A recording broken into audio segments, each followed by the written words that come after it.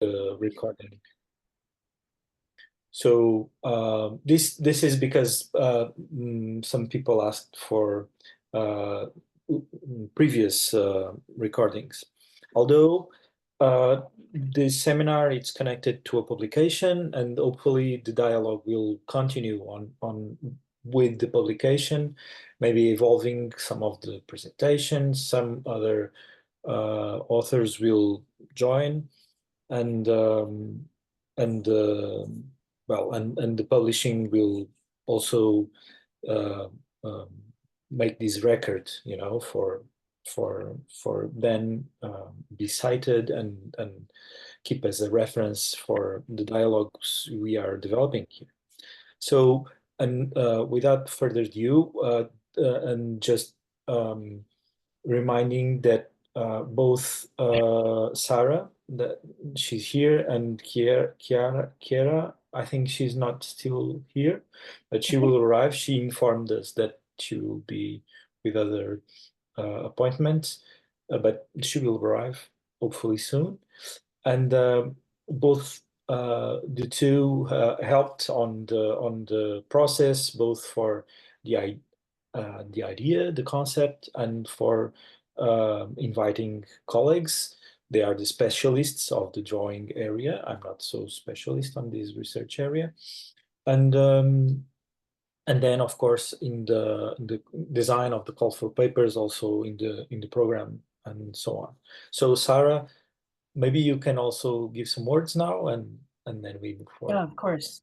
Thank you, Pedro, and it's wonderful to see people back at at every hour. And forgive me, Ruth, like you, I think my voice has started to give a bit. So I just want to echo again everything Pedro has said about the vitality of this group, and to have so many people coming from across disciplines, across the world, to be able to talk about how drawing can enable multiple forms of translation of the natural world, the natural environment, and possibly even to diagnose certain ecological states.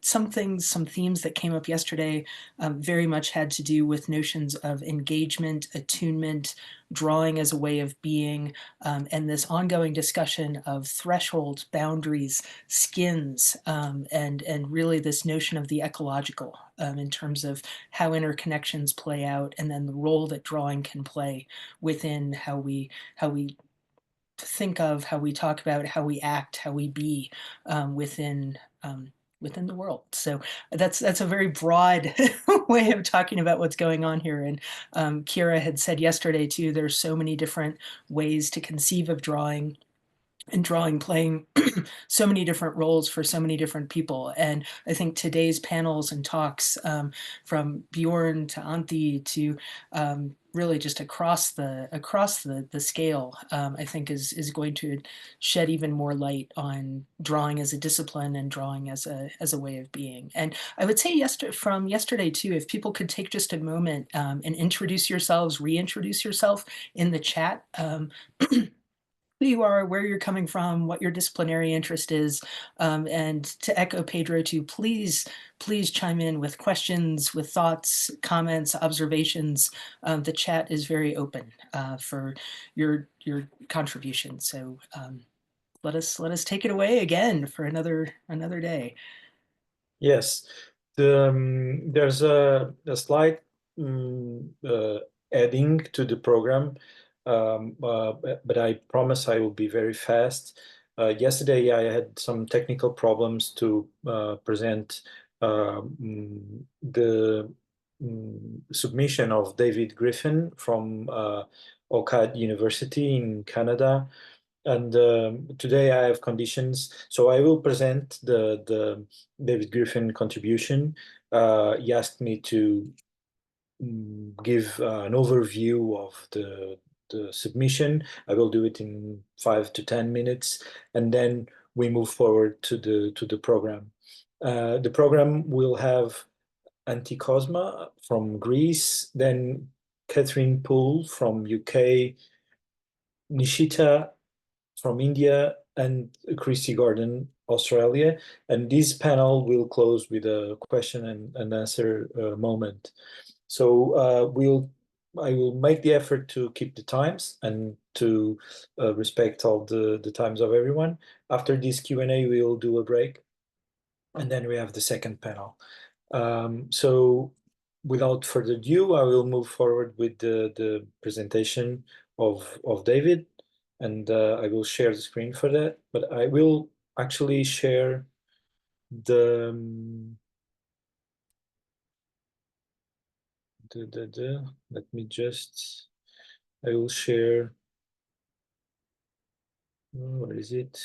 Yes, the document. So it's not a PowerPoint presentation. There will be a PowerPoint presentation in the second panel, in one of the last presenting. But for now, David, he sent me this document and he asked me to present it briefly. So David from Faculty of Art in OCAD University from Toronto, Canada. The topic is knots and knotting. And in the introduction, he explained that in summer 2024, produced a series of drawings on paper that explored aspects that end in the Mediterranean world as a chaotic system of knotting. Based on observations and sketches of the sea wildlife around Crete, significantly the intensity of germination and growth visible in those cold waters. I entangled words and pictures. The drawings and texts are below. The paper presentation compromises a reading and viewing of the work. So basically, there are 7 texts and 7 images, and this is the first one. So Ericatlian, swimming with cold fish of Ericatlian, we look to the curating waves and rumbling stars. They are objects without surface, existing the woof and the wealth of the mind. We are naive, stubborn, sometimes drunken, mistaken, but tracery becomes a mesh to trap understanding. In fact, there are no colored vapors and no orbits embroidered, no calabash, no crowd nebula, no smudging towards a slow, tiny scribe who marks it all down on paper. I will make some paragraph selection, otherwise I will not have time for it all. So this is the first image, and actually all these will be on the publication, so you later can also take a peek. This is the second image. The sea of Ericatlian overspills with the milk of animals, sponges, anemones, fish, and men.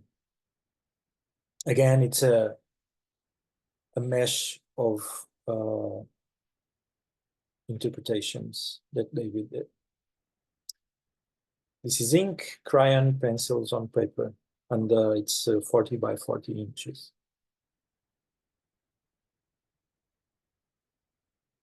Finite loop, the strange flocking adds to Mola's sound sea, inseminating it with crystalline gametes. So it's the same, so it's 7 reflections made this way.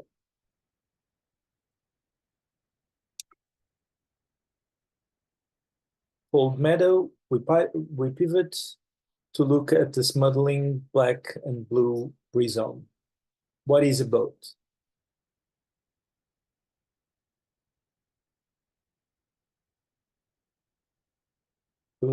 Pilgrimage, pilgrimage, sorry.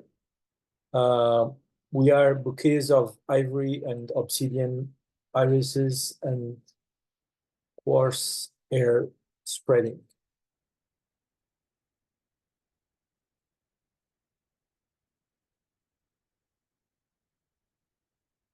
The dimensions are the same for the square. It's 40 by 40 inches, and the materials also for this one. Polyphemus. Imagine we have one eye, we are godless. Our expression loop like murmurations of starlings. Very detailed drawing. Okay. Butterflies of Asmodea. Our voice are butterflies rolling just outside of Antonio's Brugada's mouthful.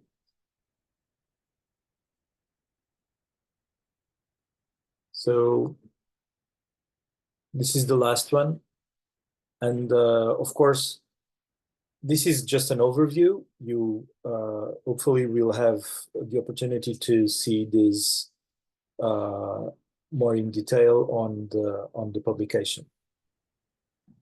So I think, sorry for not reading all the details. My English, it's not my home language, so it was a pity to use it for such a beautiful text.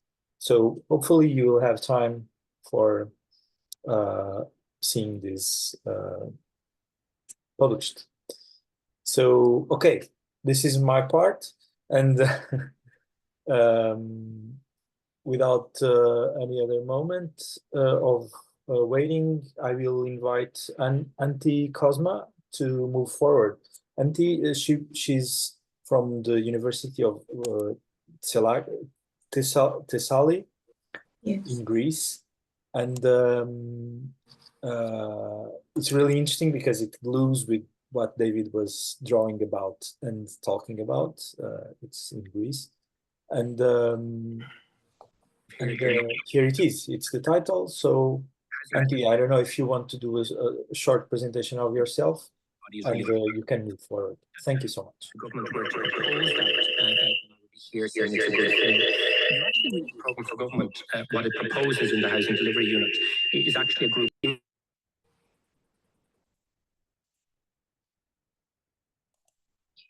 sorry.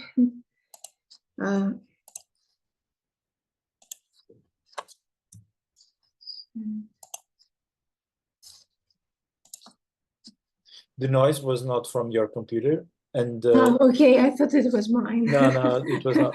And the presentation was okay. You were presenting correctly. It was just a moment. So, well, I'm Anthi. I am based in Athens, and I'm going to share an experience of a workshop. Just a moment.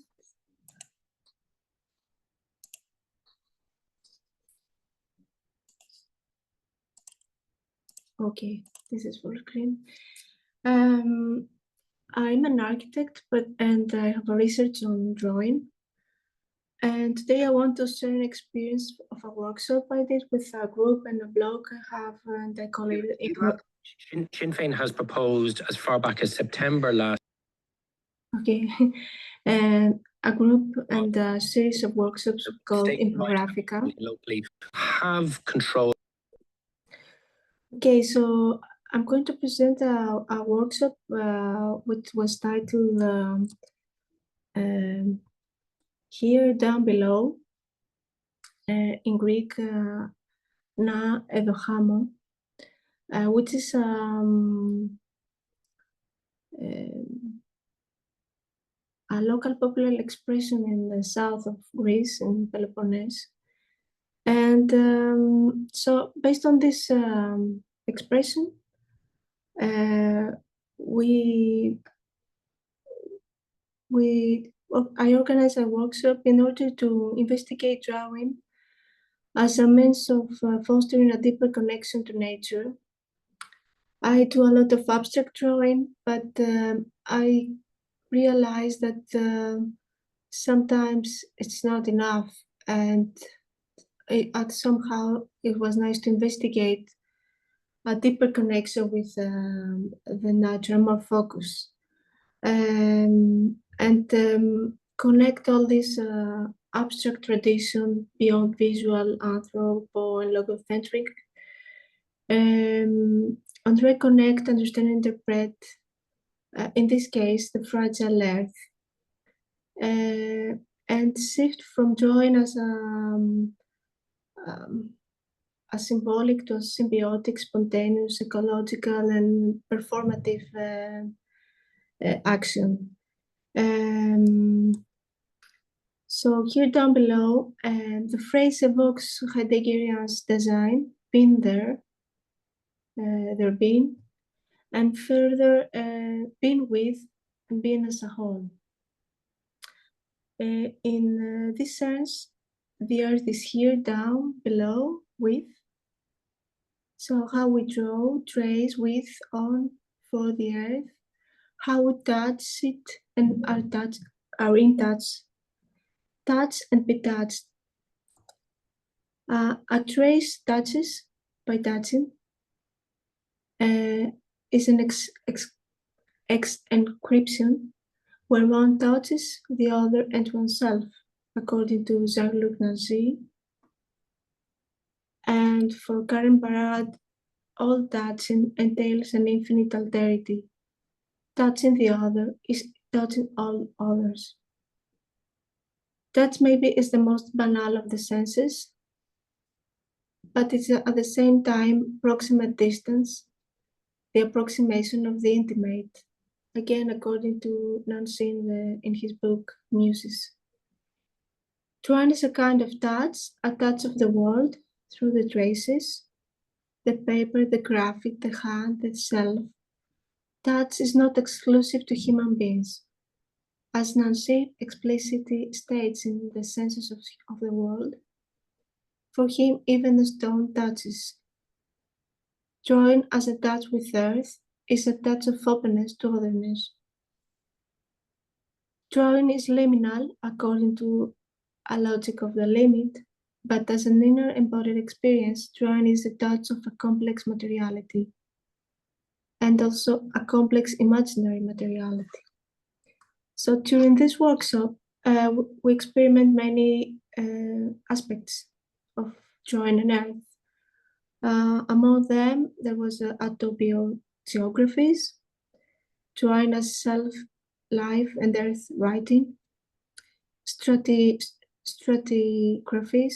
a relationship as walker drawers on the surface, and also our connection to the earth's depth on verticality, rhizomatic marks, earth as memory, palimpsest, and also the scent of time, how is it being recorded and how we draw, also connecting memories with animistic life.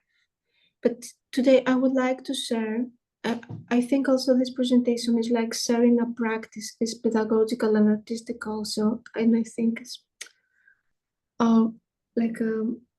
sharing on how we draw. So I will focus on clay notebooks, this section, where earth itself, wet soil, became the medium of drawing, entangling matter and imagination. This approach was introduced by a documentary, El Cuaderno de Barro, Clay Notebooks, of the artist Miquel Barceló. So this was the input, inspiration reference. In a performance with our choreographer, Barceló, deeply influenced by a region in Africa, Bali, where clay is the primary building and everyday material, reveals the interplay between earth and mark making, especially when soil meets the water and becomes wet. The artist immerses himself in the materiality. Here are some images. I can send you the link also of the video. And because it's not available in every country, I can send you the movie. And its transformation, its plasticity, where material, imagination, performativity are entangled. So it's a really significant performance for drawing and performance also, I think. And because the performance surfaces not only on how clay touches and the touch traces and illustrates, but also on phantasmatic elements, entities that inhabit it. And mark making also, this is an image of an artist I really admire, Rachel Bacon, and I'm putting also here as reference on how we're involved and entangled with the material. So mark making does not occur on a neutral or empty surface as a modern concept. Paraphrasing Cecilia Vicuña's question, where does this water, when in the shower, come from? We might ask, where does the clay, the soil, the graphite come from? What other beings do they carry within their matter? We have moved far from the notion of drawing an earth as tabula rasa. It is increasingly clear that our traces and marks on earth, depending on their intensity, can become fateful. As I come from the field of architecture, we ask, or we should ask, how do we touch the earth? How do our drawings touch, prepare the contact, or reshape the earth? The architect Francisco Diaz writes in his book Suelos, which means floors. In temperate climates, a cubic meter of soil contains around 50,000 millipedes of centipedes, 100 million algae formations, 100 million fungi, and nearly 10 trillion bacteria, the latter responsible for soil's characteristic scent. They were also the first victims of my hammer blows he was describing a child memory. Had I known, I might never have studied architecture. Let's not forget, every time we excavate soil to lay a foundation, we commit an environmental genocide of billions of microscopic lives. So the works I'm going to present and are following some arguments and thoughts that occurred during the workshop are trying to approach drawing as touching the earth, our marks, to retouch it, to bridge the tension imposed by representational media, the bird's eye view, the photographic reproduction that flood the immediate perception with earth, and to return to nature and earth through drawing as a sensory experience of friction. Friction is the resistance that one surface or object encounters when moving over another. In friction, the closeness between the materialities produces a feeling of warmth, according to Bachelard. But in touching the wet earth of clay, friction becomes a duct that penetrates and makes explicit drawing's plasticity, infinite becomings. In the workshop, paper's surface became our earth in miniature. As Bachelard notes, among the most normal imaginary function is the transformation into miniature. A miniature to inhabit the world, in his book The Earth's Dreams. In the clay notebooks, Hans took play, they spread the wet soil.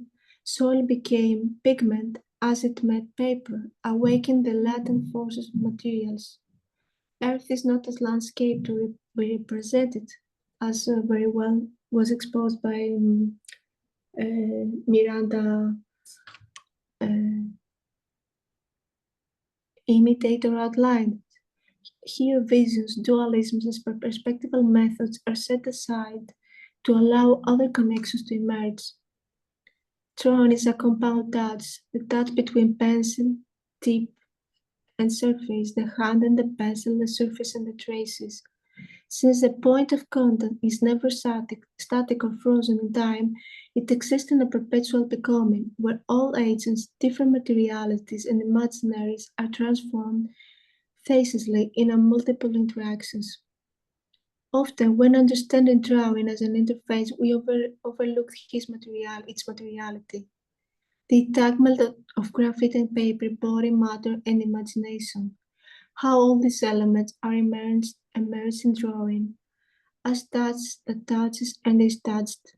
A fragile aesthetic, according to Albarnoe, experience that, like all aesthetic experiences, continuously transform us. Through touching, shaping, spreading, warping, and incising, pencil, hard, graphite, clay, paper, earth, surface, all entangled in an infinite becoming. Earth's materiality and drawing's materiality rarely intersect, but thus reference observes drawings connects not only hand, tool, surface, and finally imprint, but also existing in perpetual becoming. Okay, I think I said that before. And these are some from the participants. Maybe I'm going roughly. So it was also very interesting how the plasticity of drawing, that the clay facilitate this plasticity to become visual or understanding.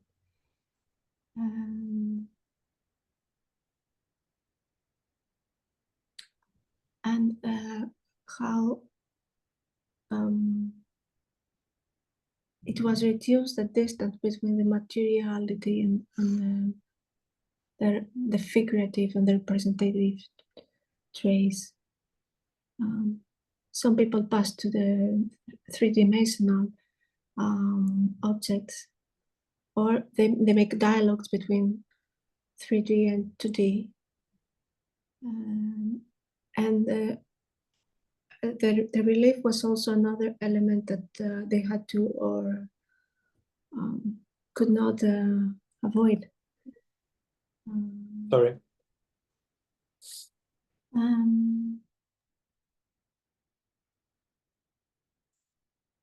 So many experimentations in very short time. Workshops last 2 hours each session. This is Sarita Goodman from India.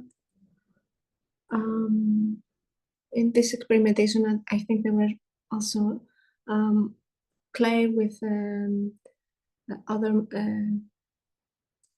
materials, some portion, and many narratives, more ecological, not always according to the preoccupation of each participant. And as a mysterious self, the earth is fragile. So a poet that was in the group, inspired by the documentary, she put some verses in this notebook, like a papyrus, a clay papyrus, with those verses about Terra, the land. And maybe I will close if it's time with. Yeah, you have 3 minutes more or less. Okay, perfect. So as a mysterious self, the earth is fragile, as Pure Tuhan says in a book about the earth. Today we devote ourselves to brutal exploitation and destruction, and based on this to its total annihilation. From the earth comes the imperative to care for it well, that is to treat it with care. In German, schonen, to treat with care, is etymological link to the das Schön, the beautiful. The beauty compels us even more, it commands us to treat it with care. Beauty must be handled carefully. It's an urgent duty as responsibility. Ability to respond, in words of Karen Barad, to treat the earth with care because it's beautiful and even magnificent. And we can say to draw with care. And also he says respect requires praise, and let's praise with our traces.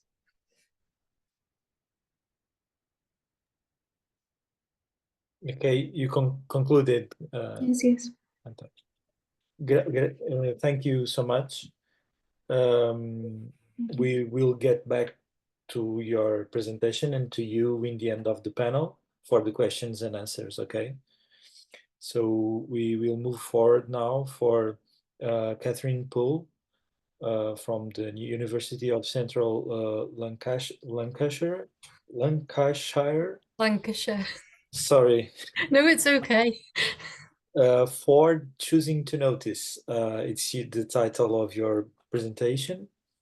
And I don't know, you can present yourself a little bit and move forward.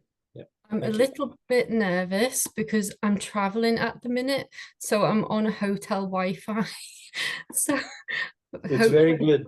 It's very good. Is it okay? Well. Okay. I'm just scared it might drop out. So is that sharing okay now?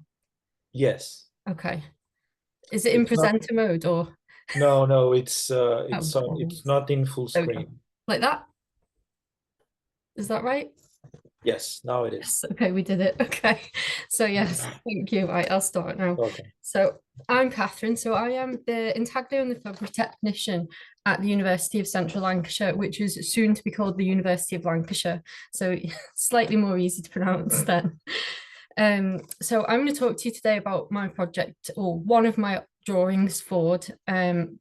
And in all of my work, I use observational drawing, printmaking, and painting to dissect the boundaries between life and death. I'm also interested in how life and memories can be preserved through these observations of death. So this drawing, Ford, comes from a greater research project that is called Grave, and it's a project where I examine burial sites through observational drawing and ritual practices. We've got my notes. So this slide, hopefully you can see it well, this is Ford. So Ford is an attempt to record every organism that grows on a grave. And it's a 4-panel etching of a family grave located in Ford Roman Catholic Cemetery. And it was created over the span of 2 years. So the project Grave and Ford itself looks at 3 different family graves of mine. Each grave has a different community, and each grave requires a different response because of that community. So this grave, Ford Cemetery, is quite a working class cemetery in the middle of Bootle, which is quite a working class area of Liverpool. So not many of the graves in this section have headstones. This grave doesn't have a headstone, doesn't have a marker, it doesn't have any identifier to allow you to know, to differentiate it from one plot of grass from another. So I had never considered the importance of a marker until visiting this grave specifically after its most recent interment. So this grave holds my great uncle, who is basically my granddad, but it's got like multiple family members in that. So we looked after him for the last 7 years of his life. He had dementia from a stroke. So this is his grave. Other graves we visited before, because it's a Catholic practice to visit and tend to graves. It probably is in other cultures as well, but I just know Catholicism. The other grave has a headstone, his sister, and then the last grave that is part of this project is his other sister. She doesn't have a headstone, and we don't know where she is now. So I think that's one of the big themes of this project is remembrance and like the significance of these grave locations. So we visit the graves on important dates, but because I don't know where Rosie is, now I'm trying to remember where Terry is. So a slight history break. So my drawing practice is always tied up in the idea of attention and noticing, and the implication of care that both those words hold. So these watercolors are from an earlier project titled Wallflowers, sorry, I can't speak. So these are a series of intimate paintings of overlooked flowers I found on my walks during lockdown in 2020. So I lived in Southport for about 7 years, and I used to go for walks during the years of lockdown. And just to occupy myself, I'd look for things to paint, and I painted these flowers.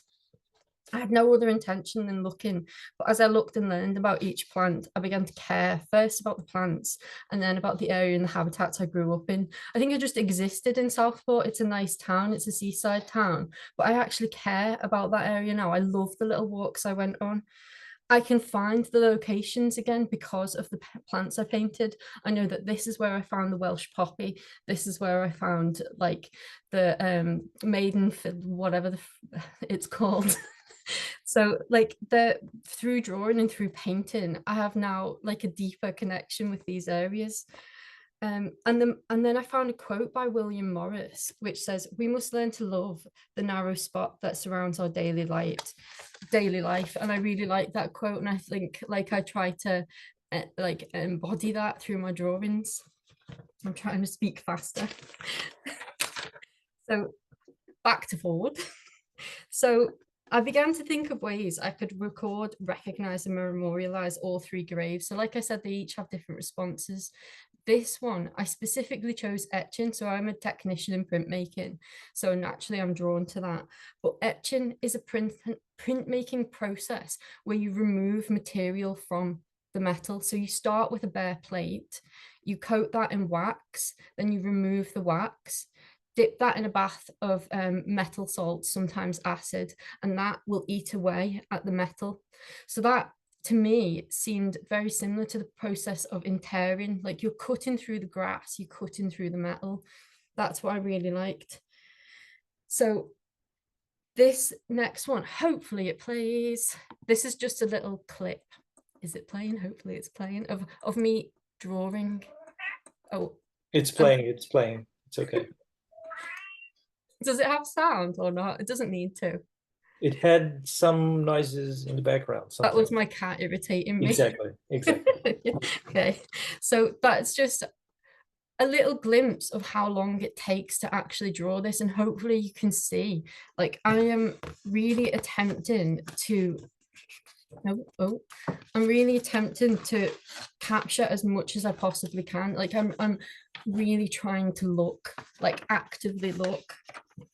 So I live quite a distance from Ford now. And I don't drive. It's a really hard area to get to for me because I live in Preston now. So because of this, I drew from a photograph.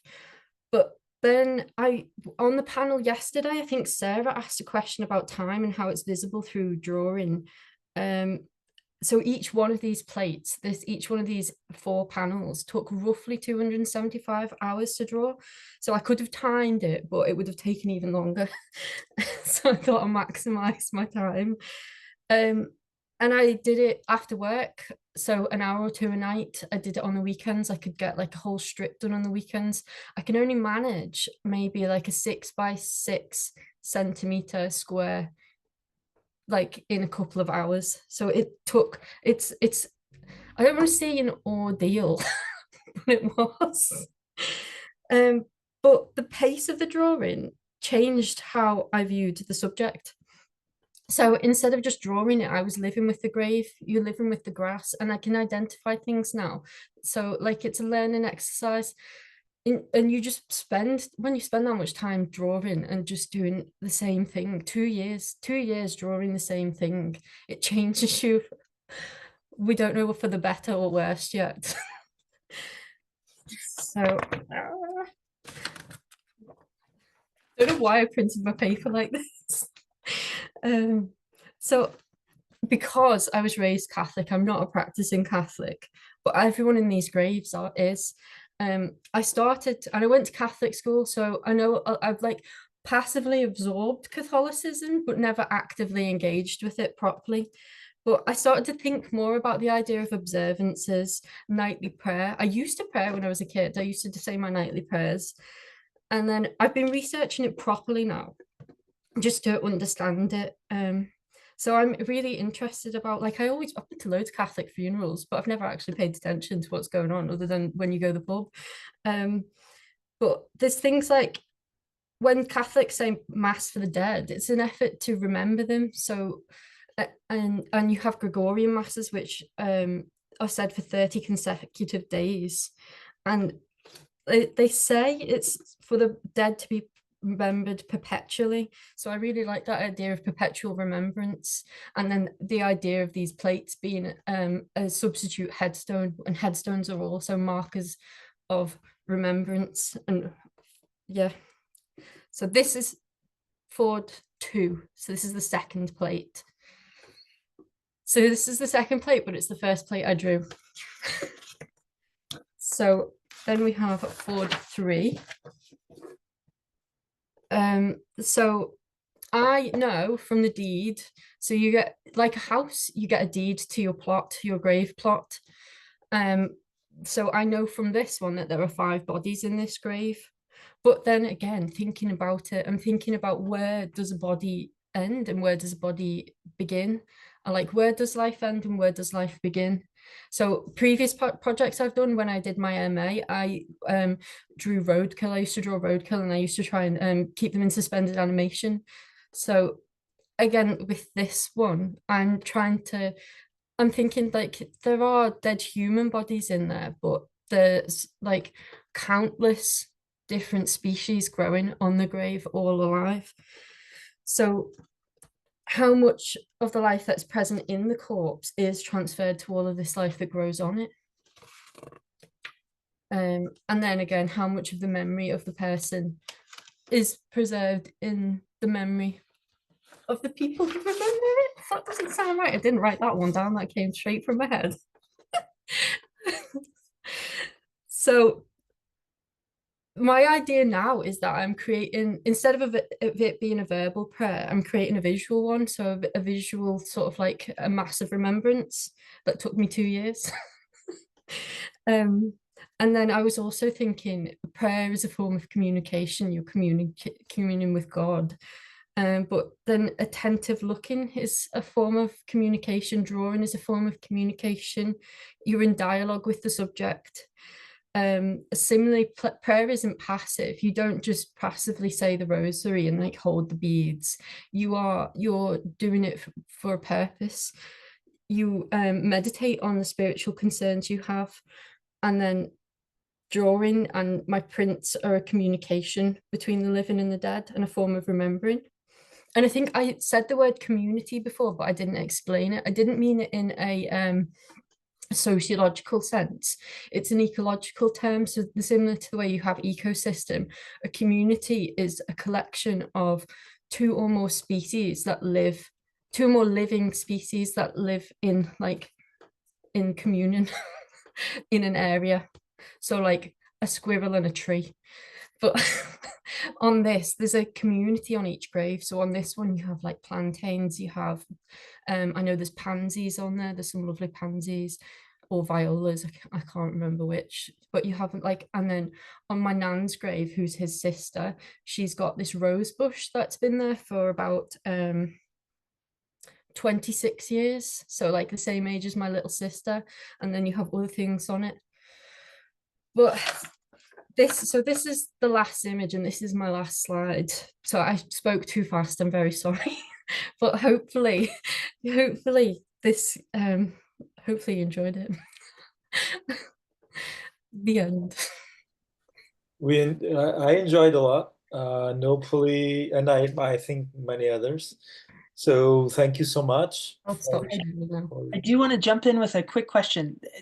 That was fantastic. There was a question in the chat about the scale, the size of the thing. How large are they? So they are 60 centimeters wide and then 40 centimeters high. So with a 5 centimeter gap, it's like 160, which is, I'm 165. I did it my height because we're all really short.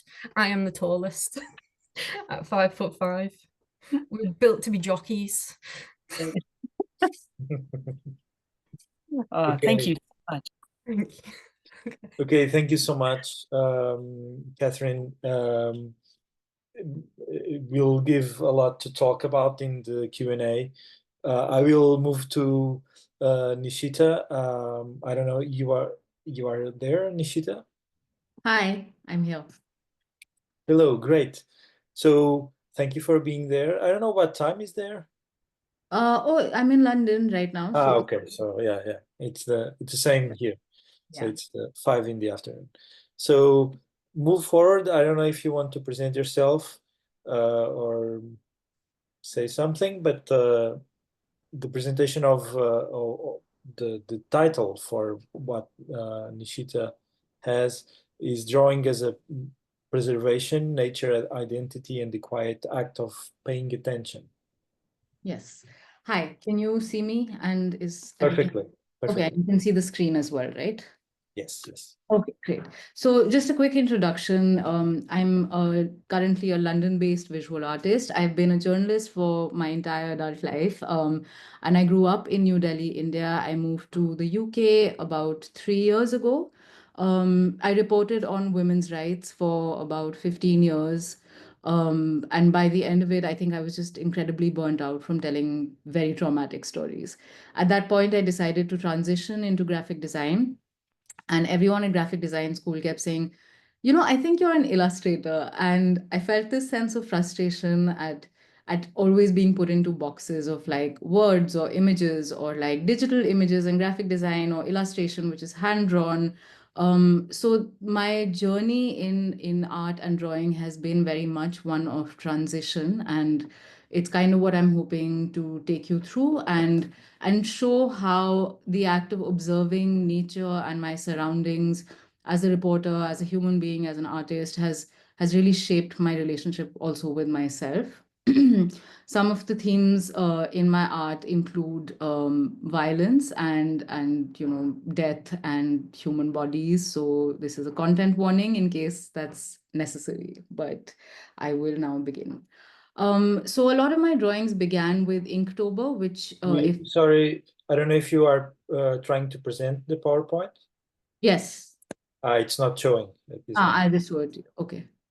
Let me just share the screen. Give me a moment, please. Yes.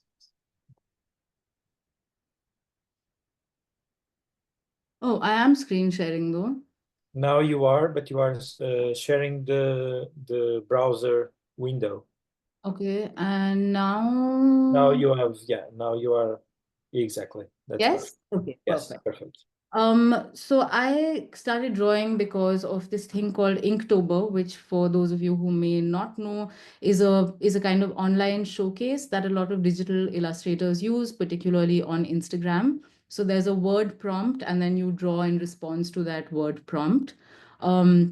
Since I work with text and language and words so much, it became a way for me to kind of inculcate a practice of daily drawing, which also meant that I began to observe things around me a lot. Sometimes these drawings were just ways of writing notes to myself. So I would be in, like, say, a dangerous reporting situation and be feeling simultaneously very brave and very afraid. So I would make these little doodles in my notes as like a way to capture what I was feeling at that moment. Sometimes interviewing very powerful people, there would be like a lot of name dropping. I know this person and I know that person, and some of these little illustrations of animals and like making almost little graphic panels became my way of just expressing something that I couldn't express in the reporting that I was doing, which was serious journalism, but there was a comical element to the human interaction that I was experiencing. So yeah, like I said, that a lot of these were just kind of like doodles on the sides of my reporting notebooks, which just were reminders to myself to keep calm, to take breaks, sometimes to just be present where I was and not be too lost in what had happened before. And it became a kind of visual diary for myself. As you can see, I transitioned from ruled to blank paper, huge moment in my artistic growth. But also, this became a way for me to engage with what I was experiencing, which is reporting on incredibly traumatic stories while also outwardly presenting as a very competent and professional and calm and nonchalant person. The metaphor that came to me was that of a duck. You can never really see the effort the duck is putting into paddling and staying afloat. So it was a kind of like comment on hustle culture. Um, and as that kind of journey into journalism and reporting on women's rights globally, because I was now reporting for an American news organization on women's rights across the globe, the level of like human rights violations and cultural differences that I was reporting on began to change. And simultaneously, I was undergoing my own traumatic journey as a survivor of sexual assault. So a lot of these, I became kind of obsessed with the motif of birds. I think they represented for me freedom, survival, joy, color. But also birds have in mythologies and cultures across the world come to represent the feminine spirit, often the spirit of something that cannot be caged for too long, or the persistence of like having to have a voice that you cannot stifle. And in the drawing of these birds, I also began to research the cultural symbolism that birds carried. Sometimes this would be in the form of poetry. That line, "Everyone in me is a bird, I'm beating all my wings," is a line from a poem by Anne Sexton, I think. The thing on green bee eaters, I just really liked the idea that bee eaters often sit with their backs facing each other so that they can keep wasps away. And I felt that with my own friends and my family who were forming like a protective circle around me as I was navigating my own trauma. So this is in 2014. The timeline jumps a bit, so please bear with me. But in 2014, I had like an incredibly depressive phase in which essentially the therapist I was speaking with was like, you need to start getting outdoors and you need to start taking walks in nature. I had no idea why she felt that this was a good like medical suggestion for me, but I trusted her and I began to take these walks. And I think a combination of being outdoors in the world as a participant amongst other walkers, of being in nature, of, as she said, oxygenating my lungs and my brain, it all meant that something in me began to change and I began to experience hope and faith in myself. And that for me was, I think, the first moment where I began to realize that nature was medicine and it was healing in a sense that I had not realized before. This also kind of planted a seed for me in my like artwork, and I also began to notice, as you will see when I go forth, that the way we use language and the way that language mirrors our environment is deeply to do with nature. So planting a seed, hatching a plot, turning over a new leaf, all of these things began to reveal themselves to me. This is my first commissioned artwork as an official artist, and it's called Under Her Shade. It was commissioned by a person who was undergoing a lot of like mental health troubles, and they talked to me about how the thing that would help them the most was lying under the shade of a tree in their neighborhood. And it really like spoke to what I had experienced myself, of nature being medicinal in its power to heal, and really just in the actual like hugging physically of trees, like I have found joy. And so Under Her Shade was part of that kind of discovery for me. In the second kind of section of my presentation, I just want to talk about how the themes in my art and my journalism really spoke to the same ideas of hope and resistance in areas that are embattled, but also bringing back a sense of wonder and whimsy and joy that serious journalism didn't always allow me to do. So I covered queer rights as part of, writing about gender, and one of the things I really wanted to do as an illustrator, and I still want to do, is make a children's book about queer animals, because a lot of the language around why queerness is unnatural is that it goes against nature, or this idea of what is natural and what is unnatural. As also a queer brown woman, I felt that these lenses were shaped by colonialism, by heteronormativity, by white supremacy, and I wanted to dialogue with all of that, but not in a very heavy way. So doing this series, which I shared on my Instagram over the course of a month, which was Pride Month, I discovered the stories of many like real life queer icons that were animals in the world. And some of them also spoke to laws in countries that continue to be places where queer rights are embattled. I mean, that's true even today. And some of them were also about the motifs that we associate with masculinity. For instance, the idea of a battering ram, or like big horns and big horned sheep, who are often bisexual, by the way, and the men are often asexual. And this series also kind of really allowed me to have a dialogue with sexuality in terms of the ideas that we have about kink, pleasure, joy, love, and also just ways of existing in the world, which are often, it doesn't even have to be coupled up or in a group. It can just be living solo. So this was the story of a crocodile that managed to reproduce all by herself. I was raised by a single mom, so this story really spoke to me because there's something queer also about just wanting to exist outside the box that's prescribed for you by society. And also just being led by pleasure instead of rules.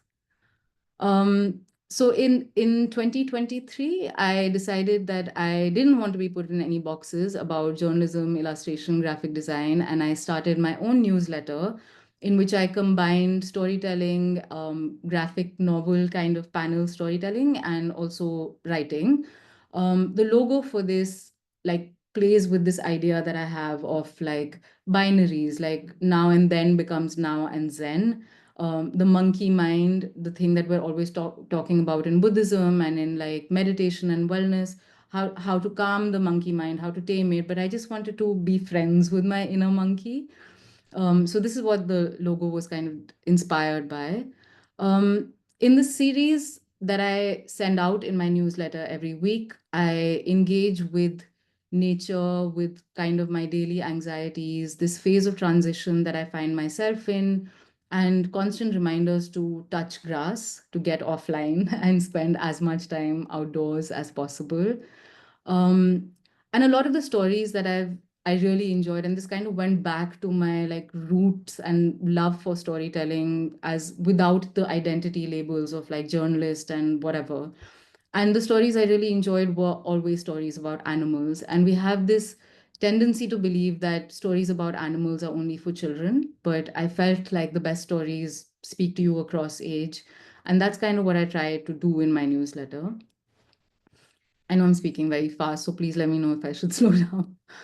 Um, a lot of the traveling that I did as a journalist, and I did travel a lot, was often as a parachute journalist, where I would be like literally dropped into a different culture, different country with not that much context, have very little time to absorb what was happening there and write about it. And so I began to take holidays, which actually engaged with the place I was in a slow and deep and immersive way. Looking at the kinds of things that grew in different places I was visiting. So this entire set was drawn in Kerala, and these were some of the native fruits and vegetables that I saw growing there. And some local dogs that I made friends with, and one of them actually died in the heat stroke. And it just the entire like time was a good way for me to remember how to slow myself down and slow time down for myself. I think what I also really enjoy about like this form of graphic storytelling is that it allows me to be in a liminal space between prose and poetry. So a lot of the motifs and emotions that I explore are like drawn from nature and the mirroring of nature with our internal self. So our ideas of love, which are formed often through our parents or through like traumas that we might encounter, relationships that we might have, and also reminders that we encounter constantly in nature to be abundant, to be full of grace, to be full of hope and love.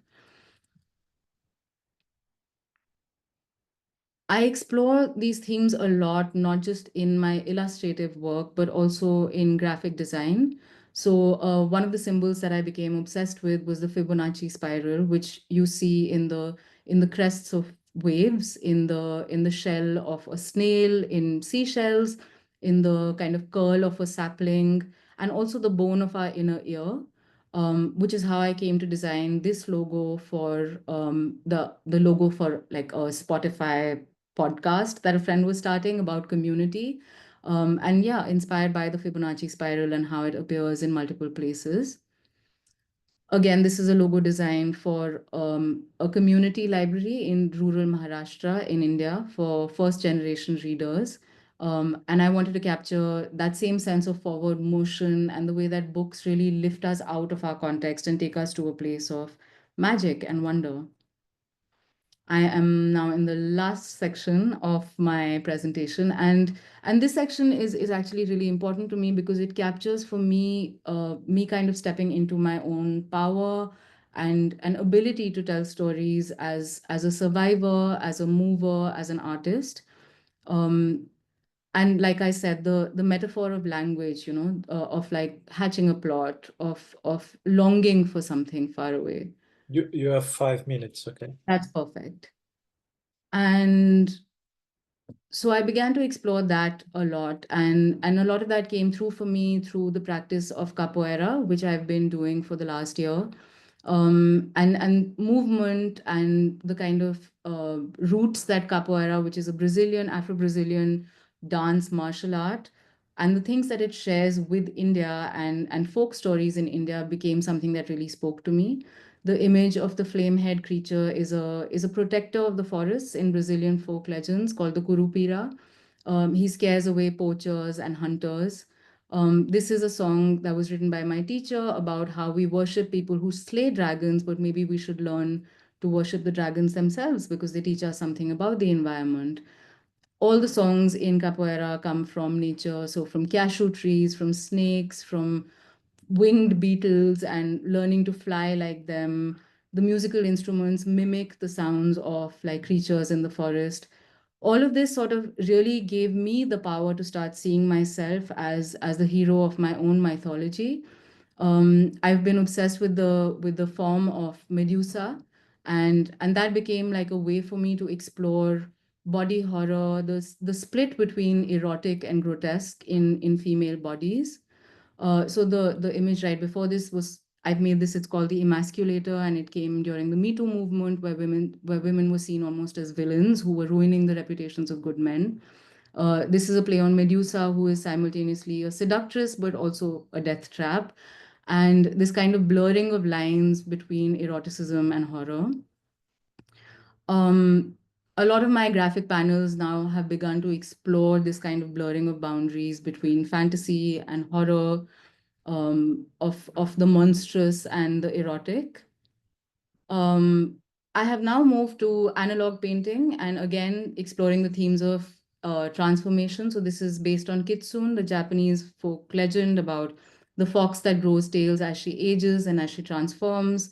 The idea of the mermaid is one that I'm fixated with right now because mermaids are both sirens who draw men to the sea but also drown them.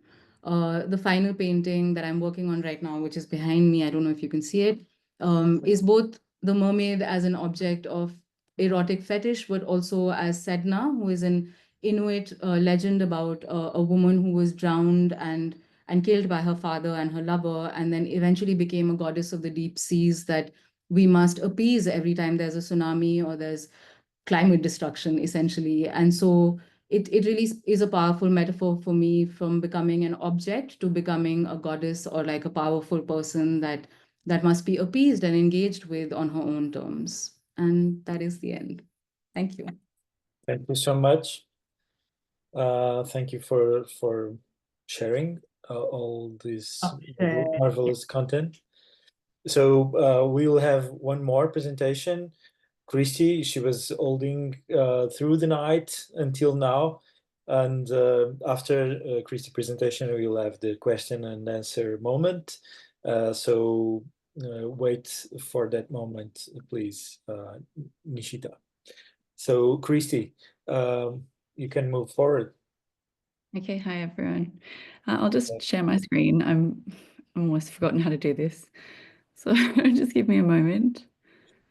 Go. If you need some help. Yeah. I think I'm going to be okay. Just got to find, actually, yeah, I just need to find I've just totally forgotten how to do this on Zoom. That's all. I've been using Teams for so long. You need to have the window of the Zoom opened and you can see a share button. It's an I've got arrow. that. Yep, I've got that PowerPoint.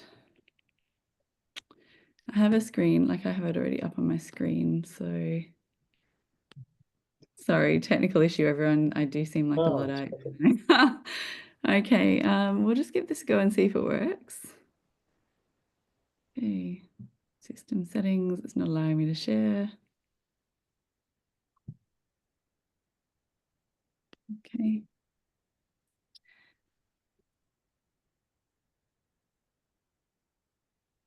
Oh, it's telling me I need to quit and reopen Zoom. I'm so sorry, everyone. I'm going to do that. I'll be right back with you. Okay, okay, no problem, Chrissy. Sorry. See you soon. I'm curious, well, Christy, and for those just arriving too, I think she's doing this at 3:30 in the morning. So I think there's that added temporal layer. If it does take her a couple of minutes, would this be an okay time to field some questions, Pedro, do you think? Or do you want to wait until she returns? Well, I think, yeah, I think if someone has any question right now, I think can make it, and we take one question and then we move to Christy if when she's ready. Yeah, she's I'm back. I really apologize for this. No problem. That explains things. I can now see it, so I'm sharing now. Okay. Yes, we have it. And I'm allowing. It's not full screen yet, but yeah, so I'll just move into presenter mode.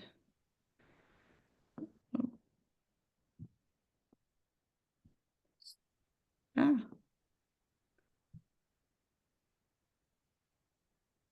you have all the time of the world. Don't worry, because you are in a different time zone. Totally.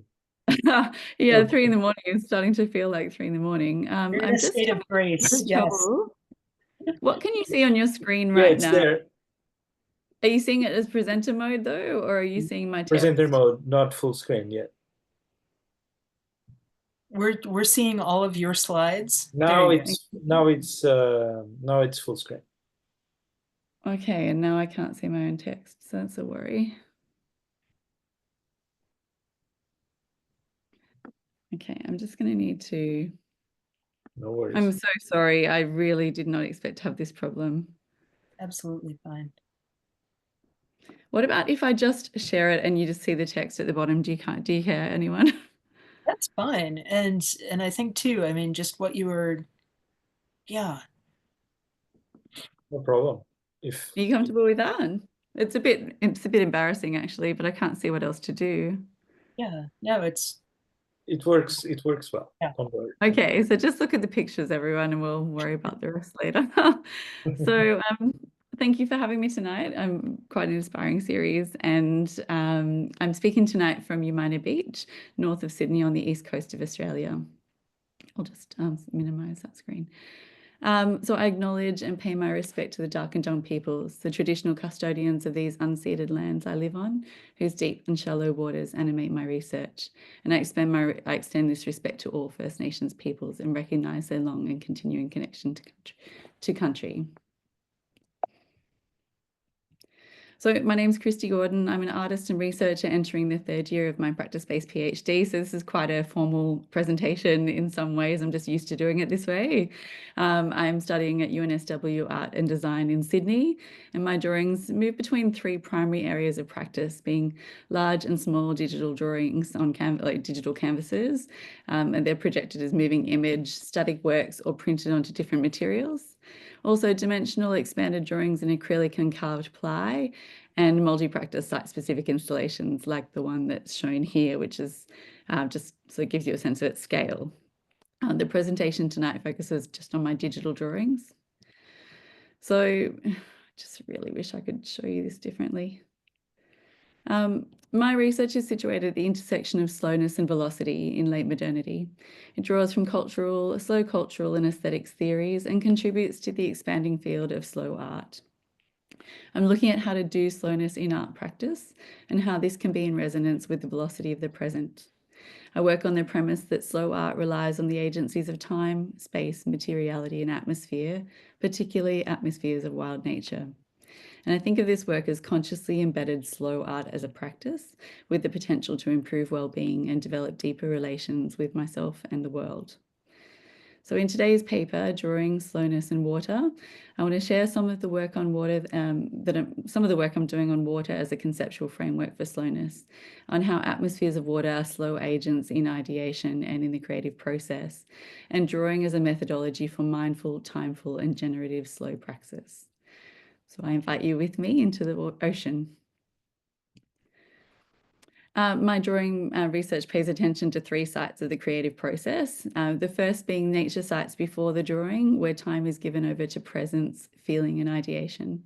Secondly, the sites of the drawing, both the studio sites, and also I consider it to be sites within the drawings themselves, which are either material or imaginary, and that are encountered during the process of drawing and making. And thirdly, the space that the drawing holds, where the work becomes a container for the experience. So, and my process records sensory impressions of wild nature in watery places where I live. Water is very is very close to my life. My child's named River. I live on a river. I live near the ocean. Anyway, I do this through photographic recording, reflective notation, and drawing methods of embodied gesture, layering, and repetitive mark making.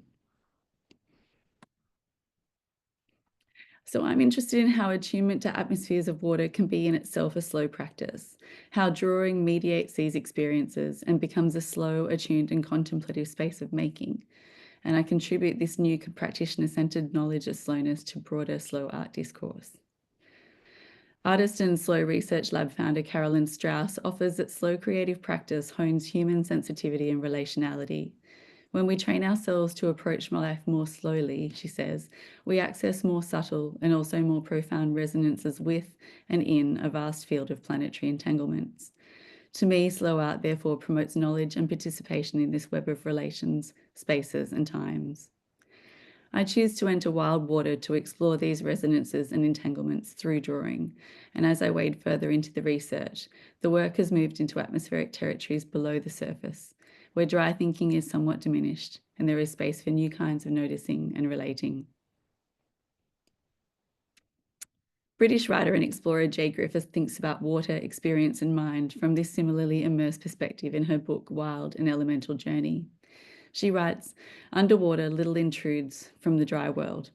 Things seem to stop at the sea-like ceiling of the water's surface. This ceiling seems a boundary not only between water and air, but between different ways of thought.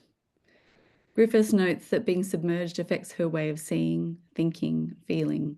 Diving deeper, she describes how the ocean's twilight keens her senses. She uses words like freedom, participation, sensitivity, memory, and forgetting. Underwater, in this vastly different atmosphere to air, my somatic, cognitive, and aesthetic senses are ignited and sharpened.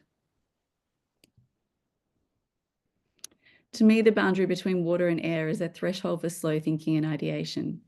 In the water, clock time disappears and we're immersed in 2 different and relational senses of time, water's deep time and our immediate bodily presence in this exact moment in time. Water takes the time it takes, just as slowness requires of us. Water also slows down certain dry land velocities. A rock falling is slowed on impact with the ocean's surface, so are our bodies. As we tend towards slowness, we notice more and with all our senses. I look to philosopher Gurno Bohm to understand effective atmospheres of nature and water from my perspective below the surface. Bohm says atmospheres are detected as sensuous knowledge between things, objects, and spaces. I quote, in perceiving the environment, I feel the nature of the environment around me. This perception has 2 sides to it. On the one hand, the environment, which radiates a quality of mood, and on the other hand, me participating in this mood with my sensitivity and assuring myself that I'm here. To breathe in an atmosphere, Bohm writes, it enters the bodily economy of tension and expansion. I think about how a long-drawn breath of fresh, salty air expands both the lungs and the mind, releasing tensions built during our busy lives. I also think about how immersion is a whole-bodied inhalation of kinds, akin to listening with all the senses. My work speaks to this physical experience and poetic aesthetics of water. The act of breathing is there and evident in experience, but the atmosphere is taken in otherwise too, as a watery absorption, and the artist draws a somewhat elusive experience of the sea itself, something not entirely tangible. I note words like mood, participation, and sensitivity in Bohm's theory, and carry these through into my creative practice, in the slow time before the drawing, where sensuous knowledge is gathered, absorbed, and where creative ideas form and percolate. And again later in the sites of the drawing, where the methods of praxis allow me to revisit, revise, and reimagine watery experience. Here, via forms of mark-making, sensuous knowledge deepens and expands with time and attention and facilitates new sensorial awareness and contemplation. At the earlier stages of my drawings, before marks are made, and when I venture into the water, it's Boehm's notion of participation and sensitivity that I understand as a slow living practice that promotes well-being and creative ideation. This is supported by social scientists, including Williams and others, who suggest that wild nature experiences engender surprise and cultivate curiosity, while the aspect of being in open space promotes a sense of serenity that's a positive condition of creativity and divergent associative thought patterns such as mind wandering. They suggest that such conditions can facilitate potential aha moments, which can lead to new creative progress after direct experience. Functions of openness, curiosity, and wonder, which these researchers investigate, dovetail with concepts of wonder and enchanted materiality in slow cultural theory by Parkins and Craig. Slow aesthetics theorist Lutz Kupnik describes a slow practice for walking artists, which I find to be in equivalence with this ideation stage of my creative process in the water by swimming. He writes, by slowing down one step or stroke, or add stroke, one may be able to encounter spatial surrounds as sources of potential shudder, surprise, and rapture of aesthetic experience. This kind of aesthetic experience I know to move me beyond any more ordinary sense of being. I revel in the sensorial pleasure, open vulnerability, and wonder. Slow performance artist Alice van der Wielen-Honix from Belgium names a direct experiential practice of attuning to a person's spatial surrounds as amplified sensorial perception. She defines this term as a durational confluence of direct sensory impressions, kinesthetic awareness, and responsive emotional, thought, and imagined eventuations, or listening with all the senses. This resonates deeply with my actions and thoughts in watery sites, and I see this practice as slow attunement, an embedding of Boehm's aesthetics of atmospheres into the slow art framework. For my research, I've been recording experiences of wild swimming using a GoPro as a way of zooming out from my ideation process to look at it from a different time and space. The footage allows me to return later, reflect on, and interpret the data as reflection after action, according to Linda Candy's reflexive methods for creative practitioners. I find the GoPro to be an excellent method for recording experience. It's a wearable device, so the recording moves with the swimming body, and yet because it requires little attention or time to operate and it records silently, I don't need to focus on the recording, so I can be completely present of mind and body in my experience. This is a research material for me rather than a source material, in that I haven't access to footage to draw from, but rather to reflect on later when I'm writing up my findings. So this is a photo essay that gives insight into a snorkeling day in a shallow reef environment of Maitland Bay, which is very, very close to where I live. I took 2-second stills from the footage and arranged them in chronological order. The footage records the original site of ideation from which I began a new series of drawings that have become the starting point for what I'm currently working on and a future body of work. In making the essay 5 months after recording the footage, what took me by surprise was the strong parallels between this essay and my drawings made directly after the experience. These are the water drawings that emerged after my day in Maitland Bay shallows, well before I viewed the footage. In the studio, I revisit watery atmospherics through drawing. I focus intently on sensory memories of the feeling of water, and new haptic experiences encountered while drawing water. I find many correlations between them. Line work traces haptic memories, textures, and movements of water. It also reimagines remembered forms and terrains. These are important mechanisms for drawing on and recreating atmospheres in my slow practice. Each layer is drawn separately with transparencies and voids that allow the planes to be viewed through and read together. This way of working provides me with opportunity to focus on one element or sensation intently and durationally. The fleeting experience can be extended and embellished through this act of drawing. The layers and my participation with them initiate dialogues with other layers of the drawing as I work through them in varying compositions and opacities. These drawings reflect Ben Anderson's theoretical description of atmospheres as a coalescence of sensuous elements. In drawing layers of these sensuous elements, and by working within and between each record, I'm practicing slow attunement to water again and to my own body's sense of drawing. This way of working kindles a 360-degree spatiality, which is akin to swimming, and in this sense operates as a new effective atmosphere for slow thinking and interpretation. Traditional notions of the drawing surface are destabilized in digital drawing, and space becomes expansive. Where there is the haptic sensation of working on a glass iPad to surface to enter the drawing, I'm soon immersed within the drawing. In order to work in detail on a canvas size that is far greater than that of my screen, I continually zoom into the image until I'm working within a spatial plane which is vastly different to the drawing surface. Deep in, I'm only aware of nearby compositional elements, unable to place find in the whole image without zooming out or returning to the drawing surface. This has a profound equivalence to diving down, where spatiality becomes a three-dimensional experience and place-finding markers are all around the point of perception. I think of Tim Ingold's notion of perception as a spherical zone with the perceiver at its center. Also, Boehm's atmospheric sphere of presence, in which the perceiver and perceived coexist and reciprocate in atmospheric influence. This dimensional experience within the drawing offers the most direct relationship to a phenomenological experience of being underwater. I embody spherical thinking in my drawing. Lingering between the screen and base layer is equivalent to lingering between the sea light ceiling and the sea floor. Images and senses of water surround me, enclose me, and connect me, body, mind, and world. I relate my process of digital drawing to the theory of Ben Anderson's theory again, that atmospheres form and reform in direct experience. He writes, atmospheres are always in the process of emerging and transforming. They are always being taken up and reworked in lived experience, becoming part of feelings and emotions that may themselves become elements within other atmospheres. And it's those atmospheres that I'm attempting to bring through in my drawings. These layers in dialogue later coalesce into one completed drawing, which is bound together as a digital file and compressed into the printed form.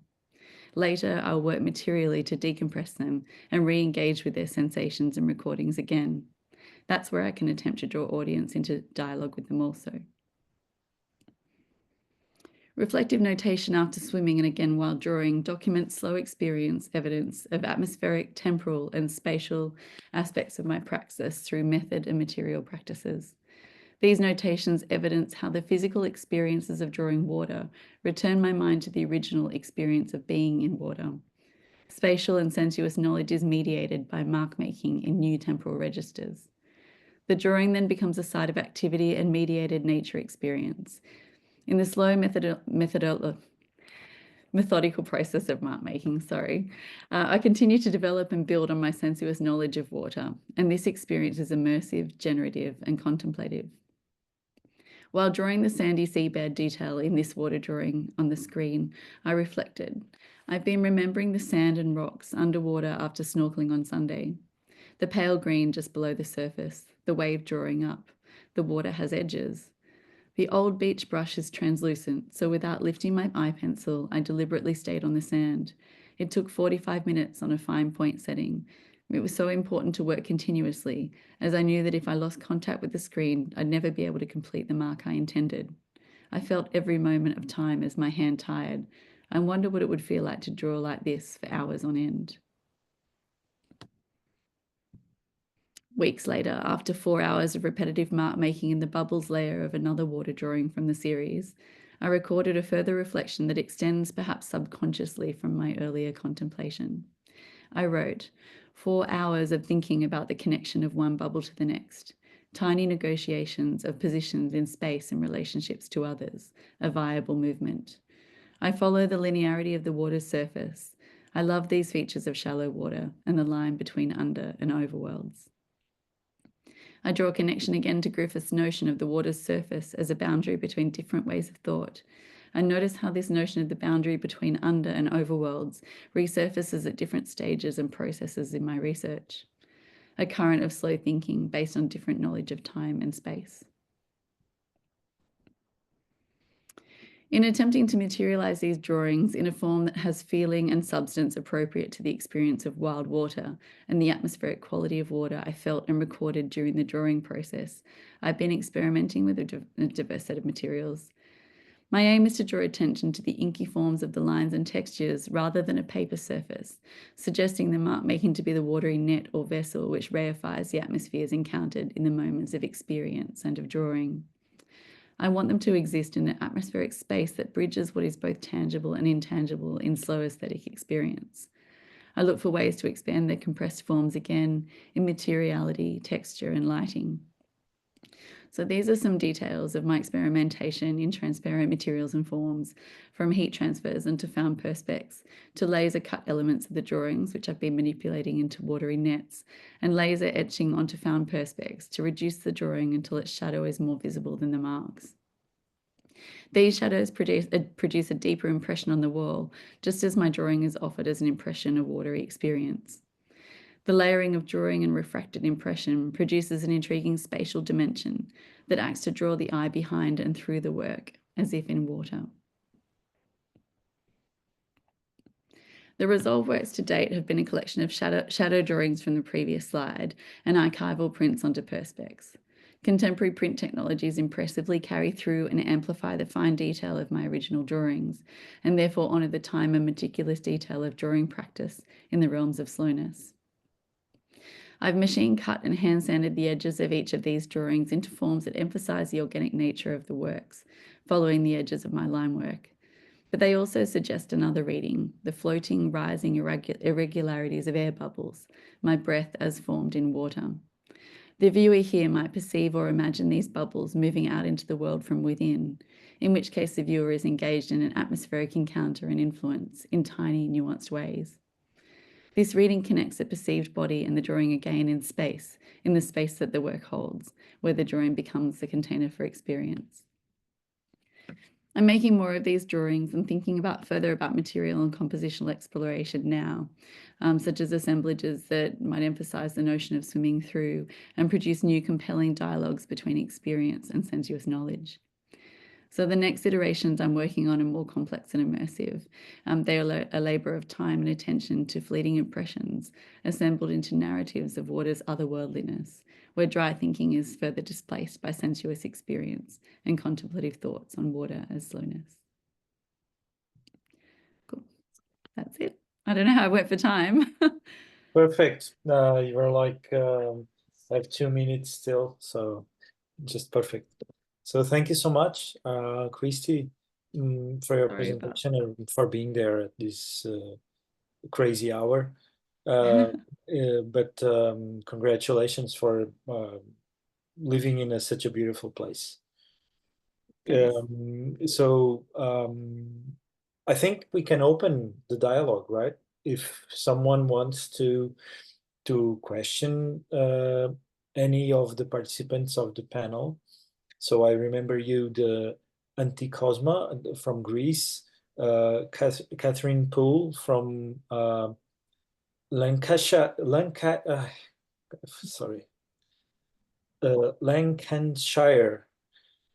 but said with a good pronunciation, and Nishita from India, but in London, and Chrissy from Australia. And so if anyone wants to put a question, audio, or write on the chat, they are invited to. We are in this moment. We have a good time for that. And after that, we'll go for a break. So take the opportunity to question the authors that presented. And I would add to that too, the authors questioning one another, because the connections between them were so ripe and thick, and just questions of duration and attention and slowness just pervaded all the talks in the most really compelling way. So I'd be curious too to hear how the authors respond to one another. Yeah, of course. They by their work they were all already in dialogue somehow. So if they want to, question each other even better. I identified, although there are these slowness and these topics that you correctly identified, Sarah, I also there was kind of the Anthi Kosma was dealing a lot with materiality, and I think Christie also. The materiality, although in the Christie case it's the questioning the materiality of the digital form, and it's a kind of interesting way of putting it. And Kathryn and Nishita, they were talking of healing and how our nature, it's a healing process, and our relation with nature and the relation of nature withdrawing and ourself withdrawing through nature it can become a healing process and a changing of life. So I don't know if you like want to question each other regarding these aspects that are common and maybe the different ones between each other. I have a question. I can start if you like. It's a question for Kathryn, actually, or a bit of a discussion, I suppose. Kathryn, I thought I really loved your presentation. I loved the sense of care and contemplation, using life as a form of thinking about death as well. But I was very taken, I love printmaking. I have a bit of a background in printmaking myself, and I was taken by the care. You used the word care a few times, and then you showed an image of the scribe drawing onto the metal. And I was thinking about materiality again in your work as well, because to me, I was finding it just immediately, I just thought, wow, she's exercising care in her material practice, in her action of drawing. It's such a light, the way you scribe on metal is so light, such a light touch, much like a computer screen, really. And yet, yeah, I just wondered whether you had any thoughts on the way you use materiality as a form of care. Yeah, no, you're right. It's the only thing I'm delicate with as well. I'm like a bull in a china shop otherwise. I've got no proprioception, but yeah, give me the pencil. The material it's printed on as well is really delicate. I like the contrast because the plate is like really sturdy, but when you print with a plate, you put it under such massive amounts of pressure, and eventually it will wear the detail down. So there's only a certain number of prints you can take out of a zinc plate. Like I like the fragility of that. Like a lot of my other work is on lithographic limestone, so you grind the stone off once the image is finished. So there's always like this tension between like like the fragility of I'm not good at thinking on the spot. So but yeah, there's a tension between the permanence and impermanence. That's what I was thinking of. Absolutely. Yeah, that's very interesting. I love that. Can I add something on the materiality? Of course. I think in the case of Christie, because of the water, the transparency, I think the digital and the screen, which make a small distance between the program and the surface, I think it's you're more close to the transparency of the water and the liquid, and that it's so I think the digital has to do also with that. And I really like the works with the surface in the shadow, as in the in the sand. It's really nice. And in Kathryn, I didn't understand well because of my English. So you photograph the grass, or you do it on the plate later? Yeah. So I just use the photograph as a reference. But then you don't print it on the plate. Don't print it on the plate. Okay. Draw from it. But similar to Kirsty, Oh, Christy, sorry. I zoom in on the screen as well, zoom right in. Like I did feel very similar to you. Zoom in as far as I can go. Yeah. Oh, that's very interesting. I didn't. Oh, so you're actually referencing from a digital image From a that so digital you're image, actually yeah. engaging with the image Yeah. as if so you Yeah. would understand what I meant about that Yeah, sort yeah, of yeah. feeling. You're Yeah, actually yeah. moving into it. Yeah, okay, So right. otherwise I'd have to sit in the graveyard for 2 years. I'm not that dedicated. Yeah, not very practical. Yeah, this idea, you know, this thing of the zoom when we are talking about digital, you have the pixel coming in. So you have when you are talking about an image, when you are talking about a vectorial image, it's infinite. So you can go, you know, as it's infinite. Literally, it goes to the to the to the you know to the image of the icon that Nishita was showing from Fibonacci, right? Goes into the infinite. So I was wondering, you work, Christy, you work on this logic of vectorial, not with pixels. How do you work in this? It's a No, more I technical don't. question. Yeah, no, I don't. I actually don't use vector drawings at all. I'm terrible at them. The way I'm using digital drawing is literally as pen on paper or pen on screen. So yeah, I've had to vectorize a couple of things to get them up to this scale. I did a large installation where the drawing had to be 7. It was on a curved wall, like a 7-meter long wall, and so yeah, I spent such a long time. I nearly tore my hair out trying to turn it into a vector. Okay. Okay. So Instead, it has pixels. Your it does, yeah. But because of the size and the technologies that you can actually move quite far into the image before it pixelates. So I haven't found it to be. I certainly, yeah, like I haven't. There are times when I've moved in to an image, so I wouldn't move in as far as the pixelation anyway. It just wouldn't have that same feel.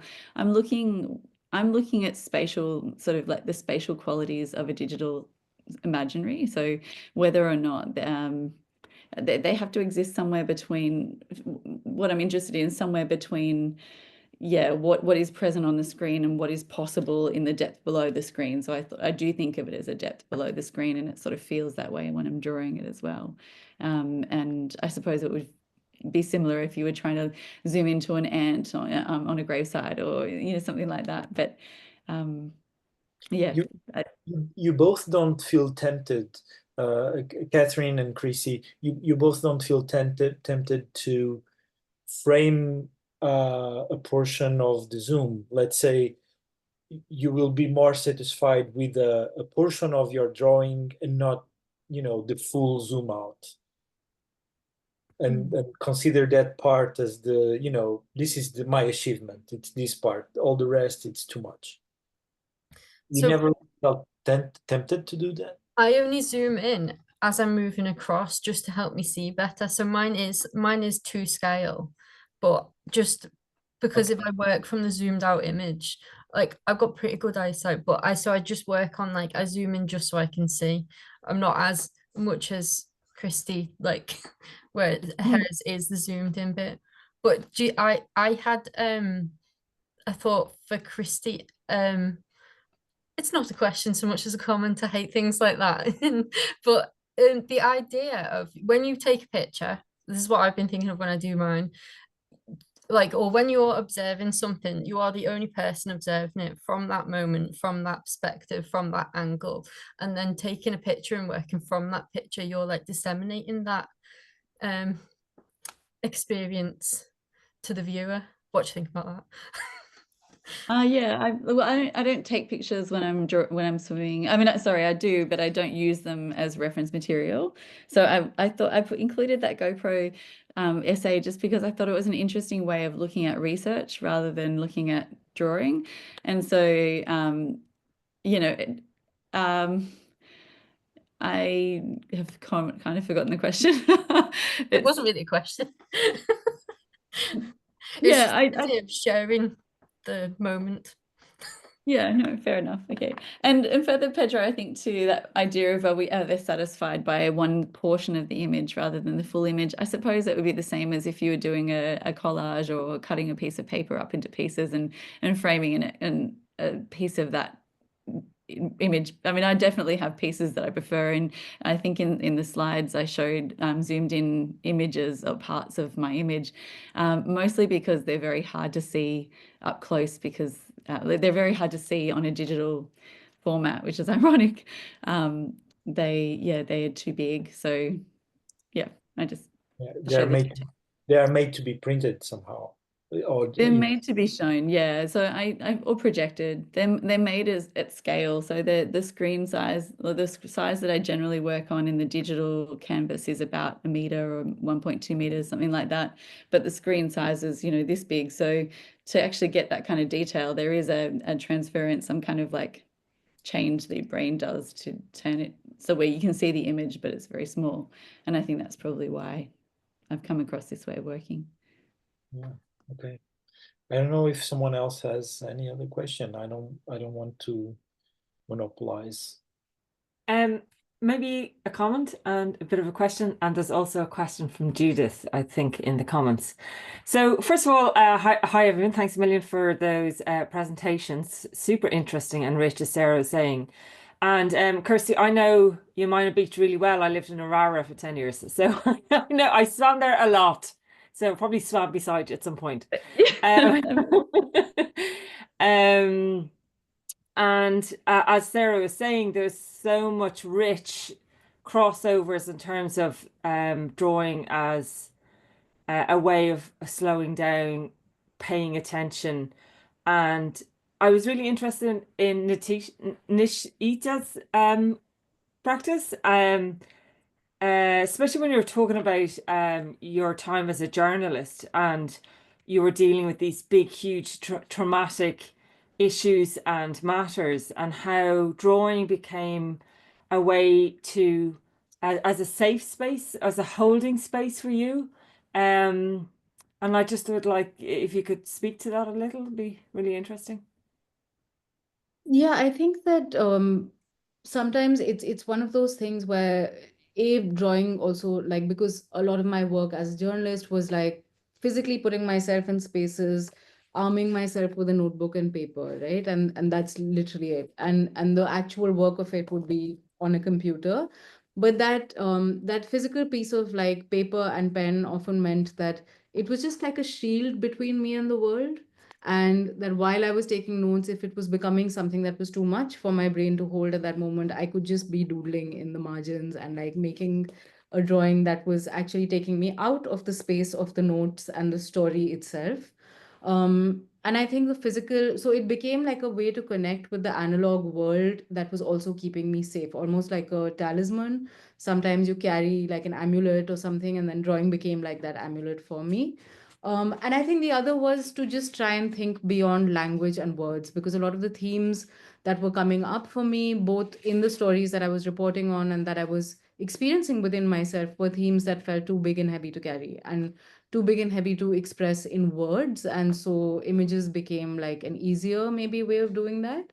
The metaphor of animals once again became a way to not to kind of transpose my story onto another creature, like, which is what is happening in a lot of the early, like making a little deer and being like, stay cool, yo, is like actually me talking to myself, but just being like, you're a deer in the headlights right now, but just be calm.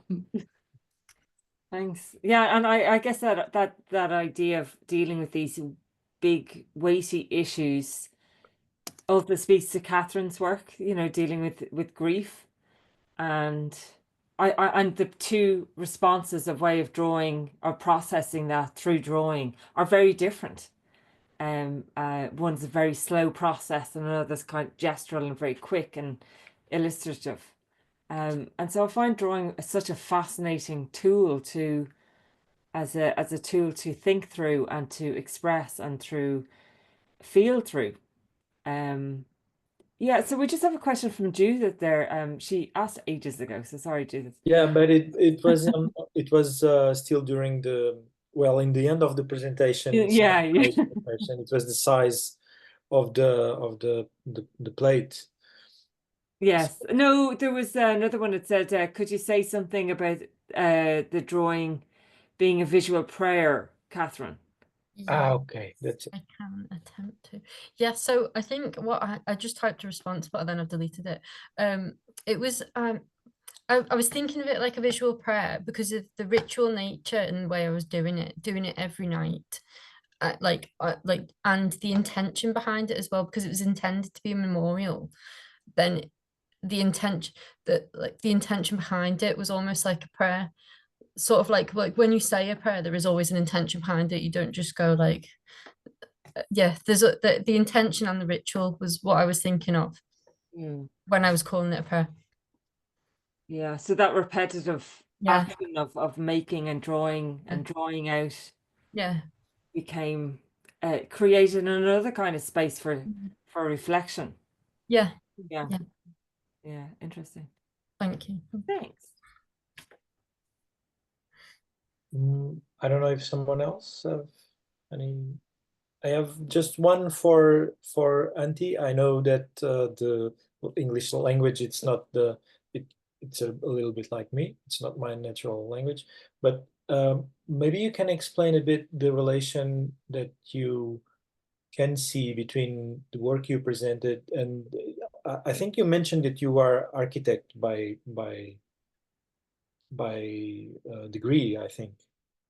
What's your relation with architecture and this work that you presented? Yes, I have a degree in architecture, PhD, but in drawing as an exploratory action. And I also teach in architecture, and my research is on drawing as a sentimental kind of writing and an improvisational way. So it's based a lot on spontaneity, and not representative aesthetic or mimetic. So this work was an intention to connect with ecologies, materiality, and the term of entanglement in the experience of drawing and as an embodied experience, because we have raised or educated with a very dualistic drawing culture. So we are the drawer, the object, and so all this investigation comes to this how all these agents can be experienced together. Okay, so the group that made this exercise and that you presented, they were part of architecture class? Yes, no, it's an individual workshop, but main participants are architects, students of architecture, yes. Okay, thank you. Thank you. We are having still comments on the chat for you to read. I don't know if any other question, both in sound or text. If not, we do a tea break for about, let's say, 18 minutes, so we can be in a correct time. From wherever you are, 18 minutes from now, we will have the second panel, and don't go away because we'll have Bjorn from Germany and with a question mark saying drawing against nature, technoid realism, drawing against nature. Then we will have Lisa Fingleton from Ireland, drawing into life, drawing as a catalyst for change. And then we will close with Linda Knight from Australia. I have her presentation that will be presented, and I already heard a bit, and it's really interesting about countermapping big data and species precary through drawing. It's very on the spot of the theme for this seminar. So let's give 18, 17 minutes for a tea break, and please come back and we will continue. Okay, if everyone are in agree. You are in agree, Chiara? And everyone? Yeah? Thank you, Sarah, everyone. Yes, everyone? absolutely. Oh, and Okay. again, thank you for all the So, first round. It was fantastic. Yeah. Thanks. 17 minutes so we can be on the spot, Cool. and we'll be back. Okay. Hoxon. Record and restart the second panel of this second day. So thank you for being there, Lisa. I've seen your email now, but I've seen you there. So Perfect. Great to see you there. And you can hear me okay? Perfectly. Perfect. Lovely.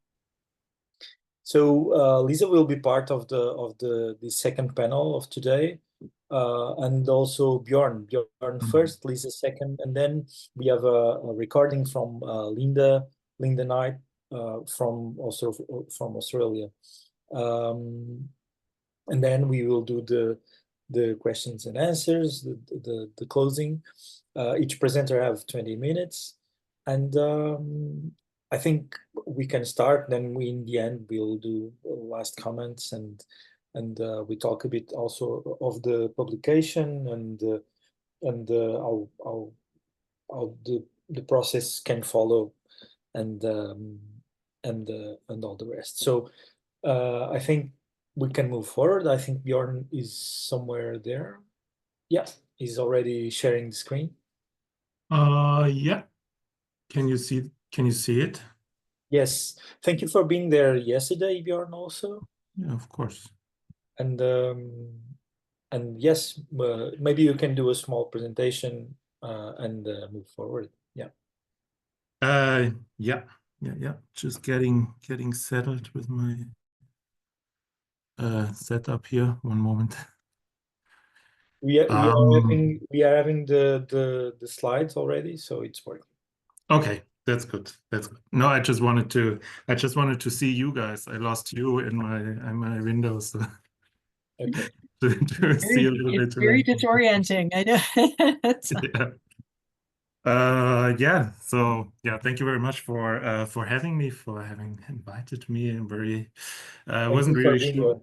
Yeah. Thank you for being there.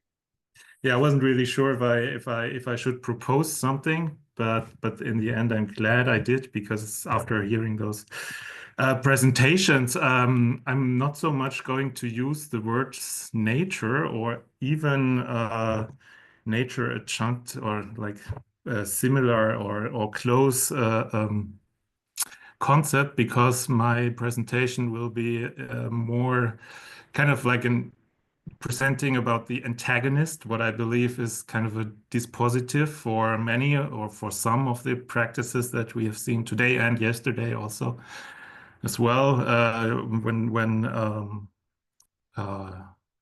hope I get the name, Melinda Miranda. I think she had her talk yesterday. She had a slide that said conventional drawing, and then there was an architecture drawing, and it said it's extractive and all the stuff that's bad about this conventional drawing.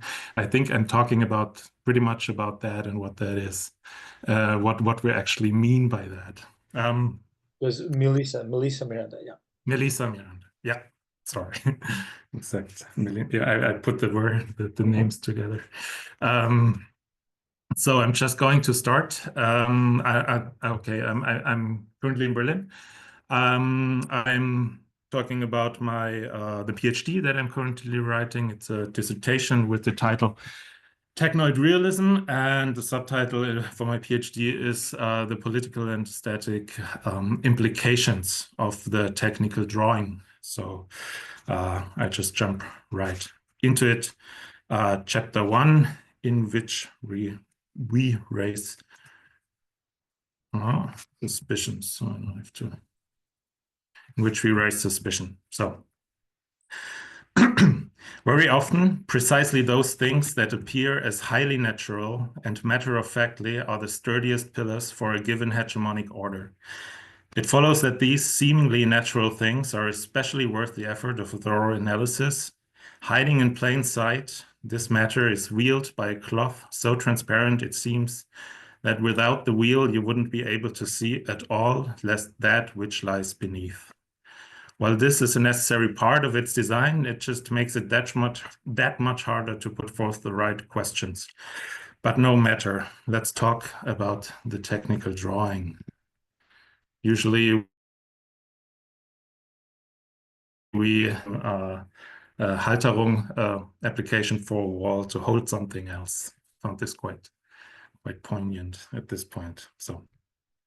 So first of all, let's give it another name. Let's call it technoid realism. Let it defend itself among other artistic or philosophical movements. Let's put it next to magical socialist realism in this space, hyperrealism, surrealism, speculative realism, nouveau realism. There are all those, and what they imply, I think, is that they do not just have the artifacts, the drawings, the writings, but they all come with a specific ideological setup. So let's question it where it does not want to be questioned and slowly peel away its innocence and ask for its historic environment, social foothold, ideological framing, and maybe glimpse at the future beyond the wheel. So chapter 2, in which we encounter the wheel in the wild. So actually, I'll just keep on reading. Midway upon the journey of our life, I found myself within a university astray. So I taught art at the Technical University of Cottbus, which is close here to Berlin, in the Faculty of Architecture and Urban Planning, where I gave courses on many things artistic, among them a compulsory drawing seminar for first-year architecture students. On the very first day of my very first seminar of this kind, I asked the students to introduce themselves, state their name, what they did before studying architecture, and talk about their relationship to drawing, if they had any. So everything went very uneventful until a student, after stating his name, reported that before he decided to study architecture, he had completed an apprenticeship in technical drawing. And without batting an eyelid, he added that he had nothing to do with drawing and that, in fact, he hated it when they had to draw in school, which I had a little laugh, and but which I had to swallow immediately because the joke was not meant to be a joke, and I was very alone in my laugh, so I had to swallow that. But the moment lingered and haunted me, especially when later in the same course we studied the laws and logic of perspectival drawing. So the question remained, what made the technical drawing not a drawing? How did this divide occur? And can we not use the tools of image analysis that have been handed down to us in art and art history departments, for example, on the technical drawing? And if it is not a drawing, then what actually is it? So let's deepen our alienation, maybe close the metabolic rift a tiny little bit. Metabolic rift is a Marxian concept of that John Bellamy Foster popularized much more, and then recently maybe Kohei Saito wrote interesting things about, which just describes our alienation from so-called realm of nature through our productive spheres and so on. So although technical drawing is a widespread, if not the most widespread form of drawing, it has little theory devoted to it. Hardly ever is it considered worthy of attention without looking through it by trying to understand the object depicted in it. So as a trained artist myself, I think of the drawings that I encountered at the academies and museums, galleries, studios, walls, notebooks, and so on. But ultimately, it seems an idle discussion if there is more or less of one or the other, yet pondering the size and ubiquity of the capitalist mode of production, of the almost infinite number of devices, machines, infrastructures, appliances, semi-finished products, vehicles, buildings, furniture, gizmos, and knickknacks, and that there is more than one technical drawing for most of these, it is easy to feel disoriented, maybe dizzy even, about the mathematically sublime number. But maybe it's not just the sheer amount and also the surroundedness that we can feel. So you will find that most things will have had a technical drawings involved in its conception. Well, despite its proximity to us and its involvement in our constant surroundings, and despite the art's perceptiveness to that which is generally not focused on, this ubiquitous form of drawing has hardly received any of the art's attention. Not the futurists with their machine fetish, not the surrealists with their questioning of the automaton in the unconscious, and not the Dadaists have bastardized the machinic speech of technical language. Nothing of the sort really happened. This comes with brackets, and maybe there's echoes here and there, but I will leave those out for now. And so if it is true that technical drawing is the basis of commodity production, which as it is involved in every productive endeavor of capitalist production mostly since the beginning of the 19th century, and if technical drawings mediated in everything built, what then allowed it to escape the fate of being included or at least drawn upon in the worlds of art also? Just leave this open here and maybe we come back to it later. So I tried to look what makes it so special, and I found a little myth, a founding myth, actually the Tower of Babel, that I think can enlighten us a little bit. So let's hear it from the Bible. Just quick citation of the Tower of Babel. Now the whole earth had one language and the same words, and as people migrated from the east, they found a plain in the land of Shinar and settled there. And they said to one another, "Come, let us make bricks and burn them thoroughly." And they had brick for stone and bitumen for mortar. Then they said, "Come, let us build ourselves a city and a tower with its top in the heavens, and let us make a name for ourselves, lest we be dispersed over the face of the whole earth." And the Lord came down to see the city and the tower which the children of man had built. And the Lord said, "Behold, they are one people, and they have all one language, and this is only the beginning of what they will do. And nothing that they propose to do will now be impossible for them. Come, let us go down and there confuse their language so that they may not understand one another's speech." So the Lord dispersed them from there over the face of all the earth, and they left off building the city. Therefore, its name was called Babel, because the Lord confused the language of all the earth. And from there, the Lord dispersed them over the face of all the earth. So I propose, if the Babylonians had had a construction plan, a technical drawing, in accordance with the, for example, DIN ISO 820 series of technical product documentation, which describe the general principles of presentation, the tower could have been finished. In other words, the technical drawing is an unconfused language, or a version of it in a very specific setting.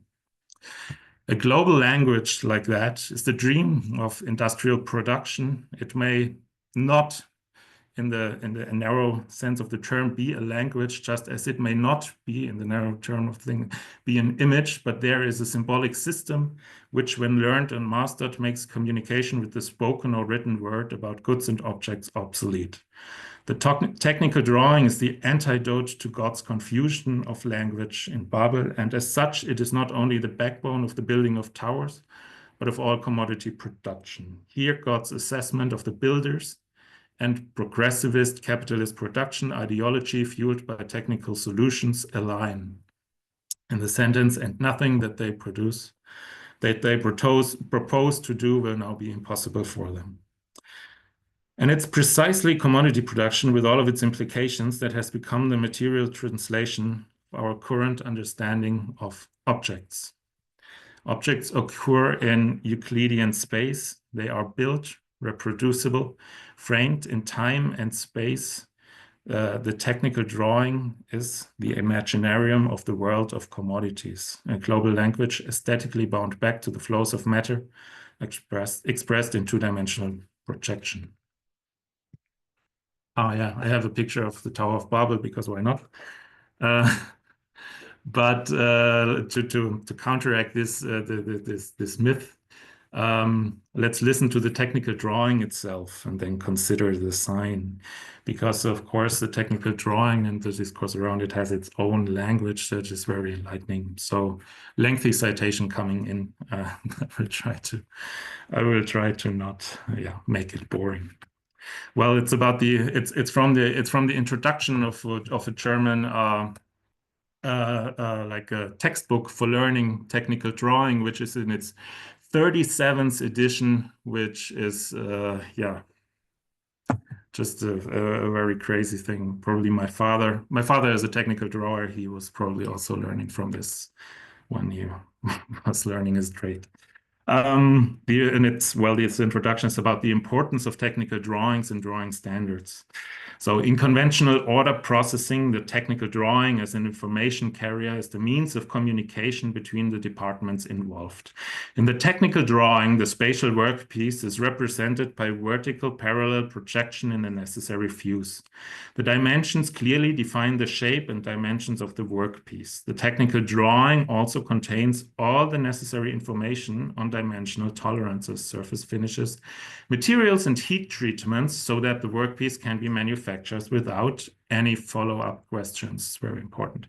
Designer designs and draws a workpiece as an individual part of a machine or device according to the aspects of function, load, and most favorable production.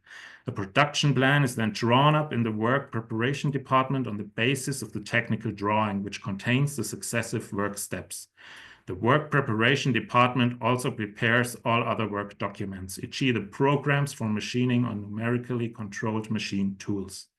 The technical drawing with the working documents and the material provided is then forwarded to the skilled worker at the machine tool. The operator must read the drawing correctly and clearly recognize the shape of the workpiece in order to avoid rejects.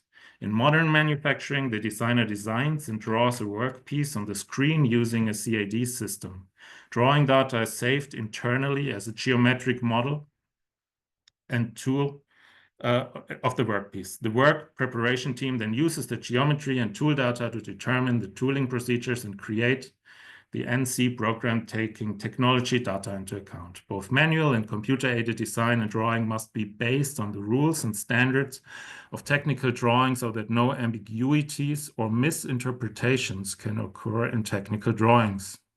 The drawing standards published by the German Institute for Standardization, DIN, largely take into account the standards and recommendations of the International Standards Organization, ISO.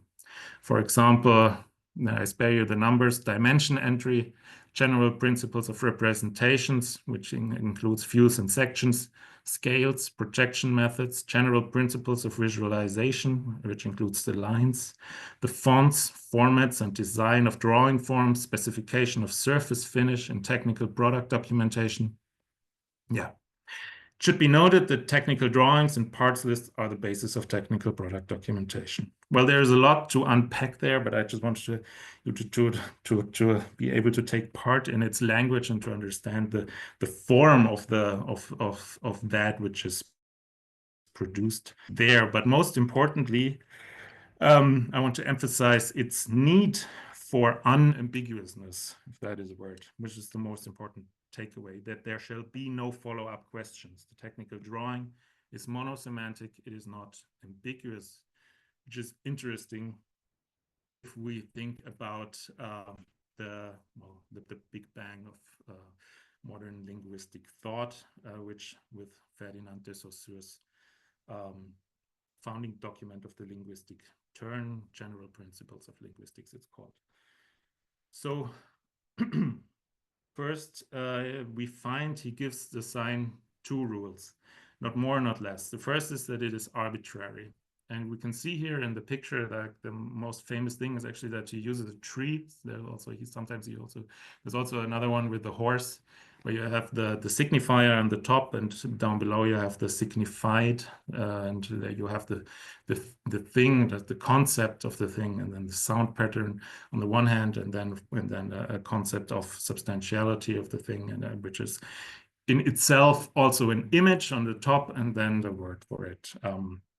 So in his theory, this means that the sign is arbitrary, that between the signifier and the signified, between the image of the tree and the word the tree, there exists no necessary link. There is no reason that the word tree should correspond to the concept tree.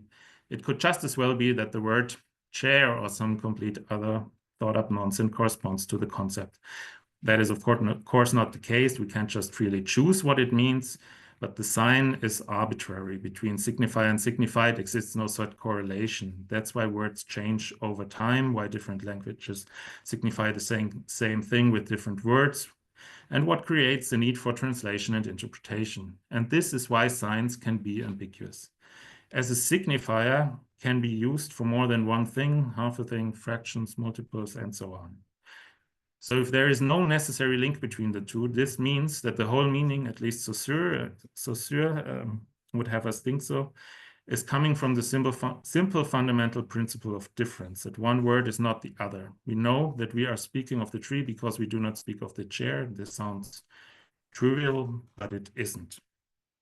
So, and we can see why when we look at what supposedly was there before the confusion of Babel and what the technoid realism is trying to achieve. Beyond its status as an integral part of the logic of production, the technical drawing is itself legible in another way. By means of its standardization, it can be described as an image that can be completely transformed into written language.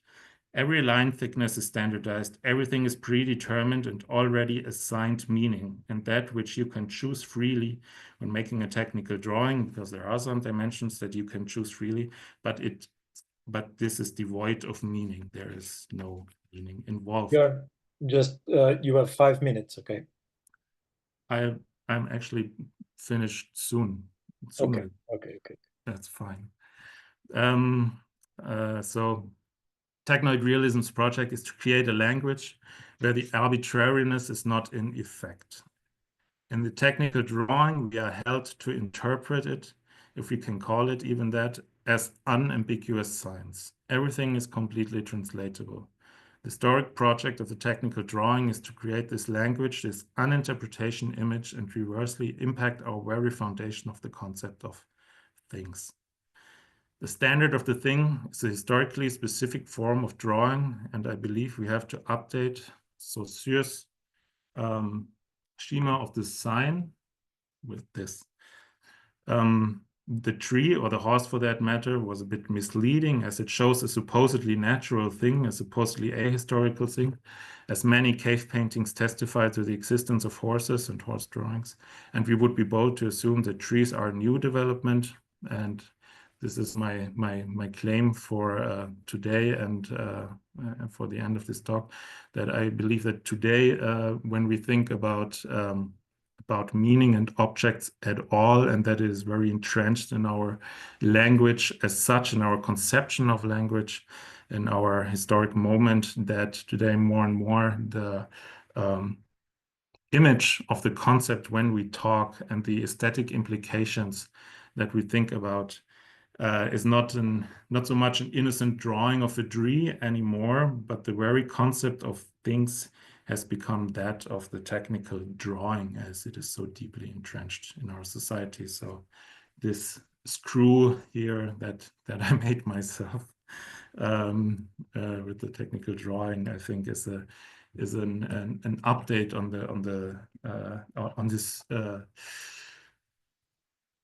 this format of the technical drawing in the form of a linguistic schema scheme.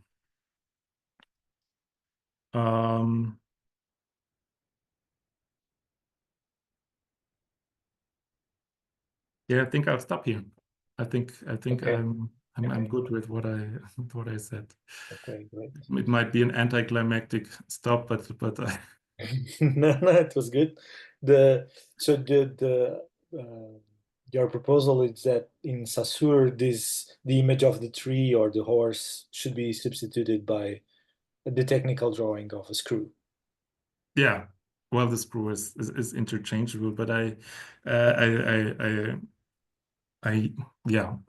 Yeah, this is the iconic conclusion, but you Yeah. have said really, really interesting things in between, of course. And thank you for that. So we stay there. We will have the conversation after that, and I will call Lisa to come and to present the drawing into life, drawing as a catalyst for change. Yeah, I just need Bjorn to stop sharing there. That's perfect. I have it here. So now we'll just get that there. Just like that. Let's go back there to start. That's it. Slideshow, play from start. That should do it. Now you should have it all there. Have you got it good? Yes, it's working. That's perfect. And is that you're not seeing any anything? I just see a thing at the bottom of the screen there, but that's okay. Go back up here. Now that should be good. And you see my full screen? Yes. Perfect. Okay. Okay, listen, great to be here, and thank you, obrigado for the invitation. I'm delighted to be here. So I wanted to talk a little bit about, rather than talking about my work in nature and with nature, I wanted to talk about some of the drawings that I do to kind of protect nature. I'm very concerned about climate change, and I suppose this is a prompt here that I've used on a project that I'll talk about later. It was a postcard I used to kind of start conversations with farmers about what will her future be like. So what are we trying to draw into life? How can we engage communities about issues around climate change and existential crisis, biodiversity loss, and what is the role in drawing in that? But I realized when I prepared the presentation, I'd forgotten to show you where I live, and I think that's quite important. So I'm just wondering why that, yeah.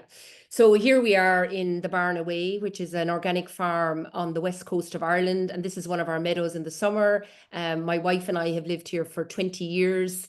And yeah, and I just think this informs everything that we do. I mean, I wouldn't be drawing and I wouldn't be getting up every morning concerned about the planet if I didn't live in such a beautiful place. So I just wanted to show you that. And this is just our land from the sky. This was a piece of work, a land art we did last year. We have planted 10,000 native trees here on our land, and we grow organic vegetables, and we have a lot of people flying over our land. So we wanted to put a peace sign in the land.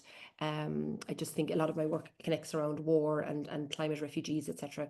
And just to show you, this is the back of our house. So this is where I'm sitting here this evening, just to give you a context. And I suppose for me, drawing, I don't know how I'd live without drawing. I've drawn since I was a child, and I've always used it to process things. And I never really thought about it a way of engaging with other people. So today I just wanted to talk a little bit about that. It's a surprise for me how the drawings have mobilized people into action and into doing things.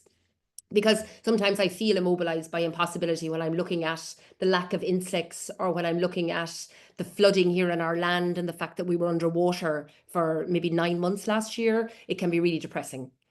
And this is just an example of one of my drawings. This was while there was lots of flooding going on, and then there was all the heat waves coming as well. And I know we've talked about that in terms you were saying about Sarah, about the snow this evening, but just those extremes of weather temperature. So I have a wall here that's full of 40 years of drawings.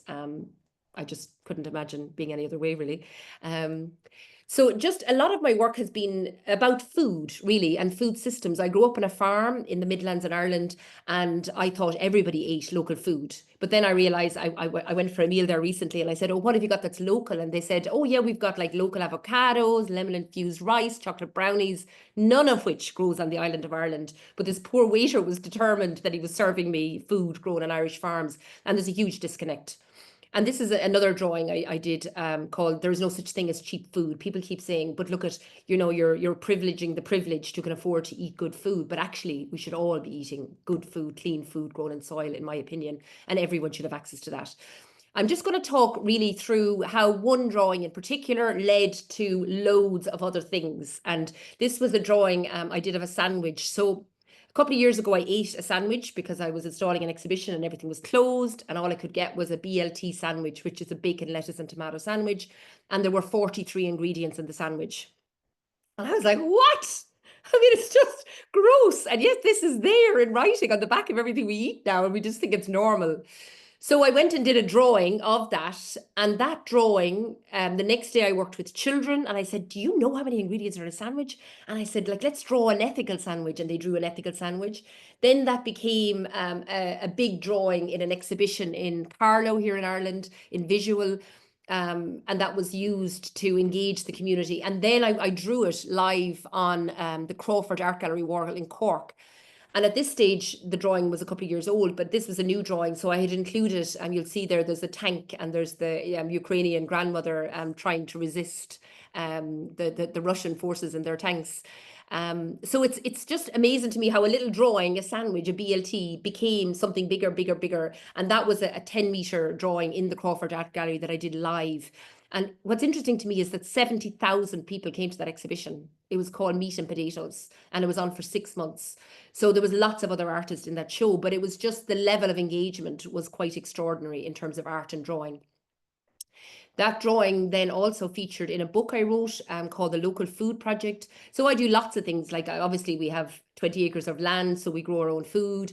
I like to write books. I like to use drawings almost every day to process things. And this was a book I wrote a couple of years ago. And interestingly, again, you know, you think, oh, what's the interest in local food? But that book sold out. I had to reprint it. So there's a lot of energy around this issue, I think. And I also did a 30-day food challenge for a number of years where I only ate food from the island of Ireland for 30 days. Not because I don't love oranges and sugar and chocolate and all those things, but I'm very concerned about food and foods. We're an island, and we only 1% of our farms grow vegetables, and we import most of our potatoes, imagine, to Ireland, most of our apples and all the things that we can grow here. So as an island, I just think that's really critical in terms of our resilience and our food sovereignty. So I just want to talk through how that project then led to more community engagement and drawing. So a couple of years ago, Ireland introduced a really innovative scheme for artists and communities called the Creative Climate Action Fund. And the idea was that an artist would partner with maybe scientists, ecologists, and community groups to look at the big issues of our time, like climate change and biodiversity loss. So this is me with a group of farmers down in the Dingle Peninsula. I was the selected artist for this. And I decided to go out and work with farmers on their land. I spent maybe 2-3 months cycling to farms, walking to farms, and getting buses because we didn't want to use cars, and listening to farmers and drawing on their lands, using journals like I showed you earlier on.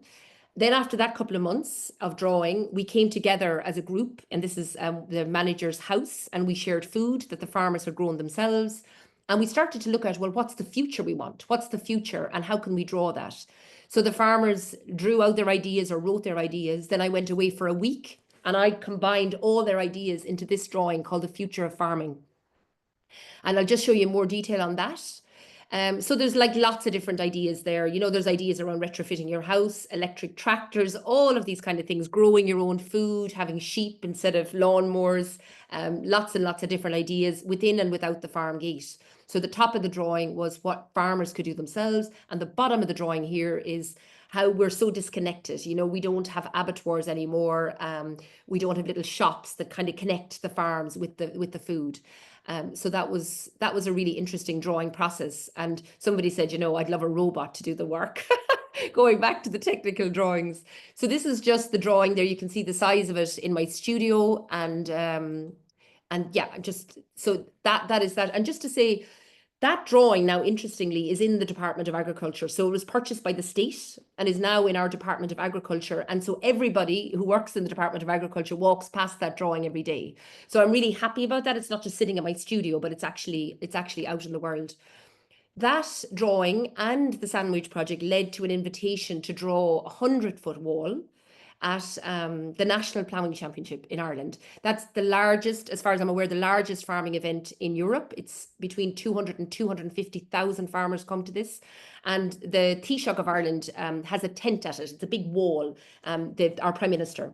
And so they asked me, would I draw a 100-foot wall, asking farmers over 3 days what they would like to do to see How can we farm in a more sustainable way? How can we deal with climate action? And I thought, oh, look, it's 3 days, we'll do it. You know, 100-foot wall, how bad can that be?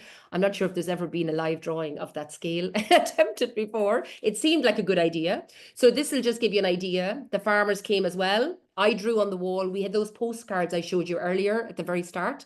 So we asked them, what will our future be like and how can we make it better?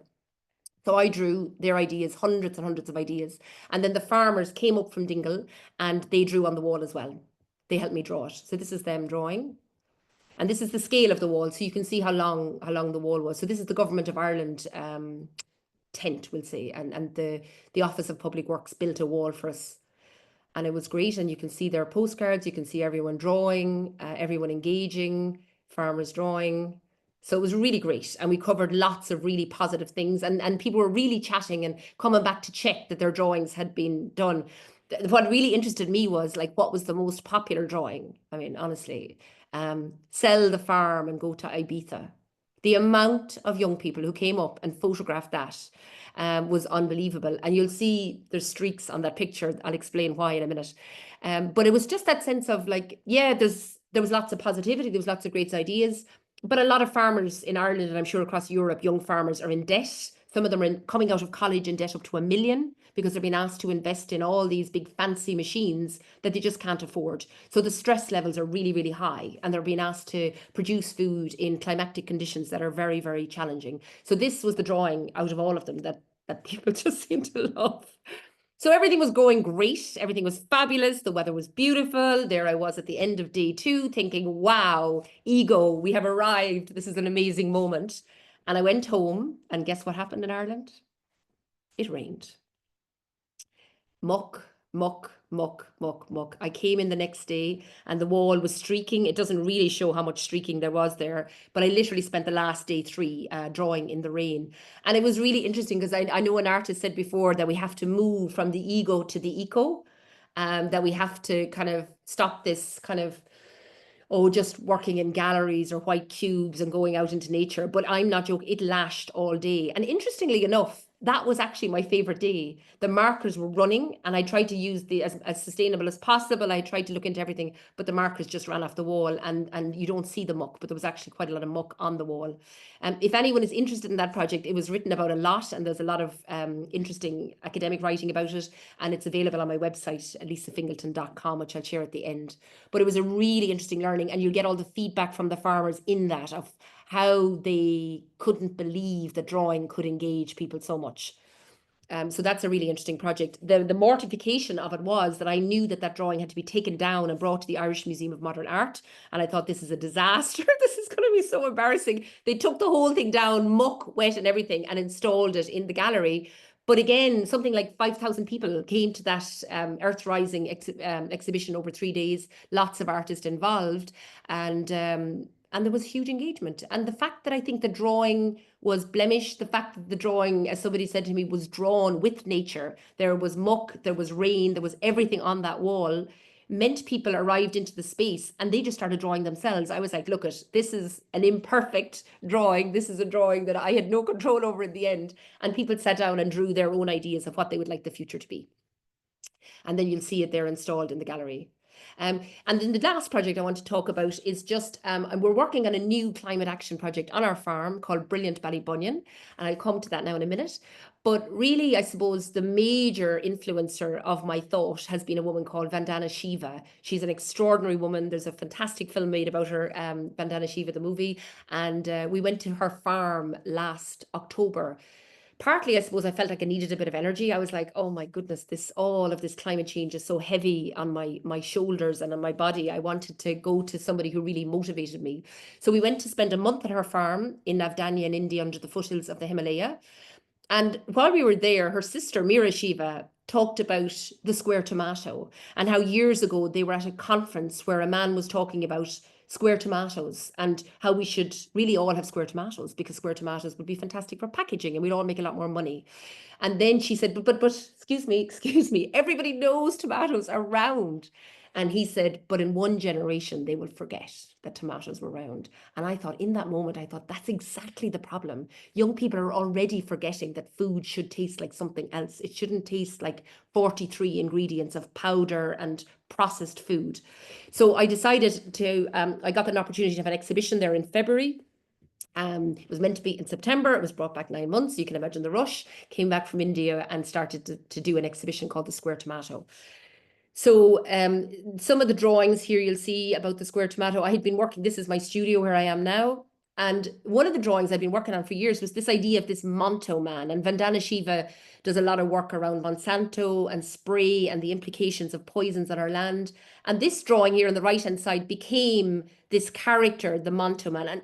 And I suppose I'm showing you this to show how sometimes like a drawing that turns up in a journal becomes something more, and without me being able to control it necessarily.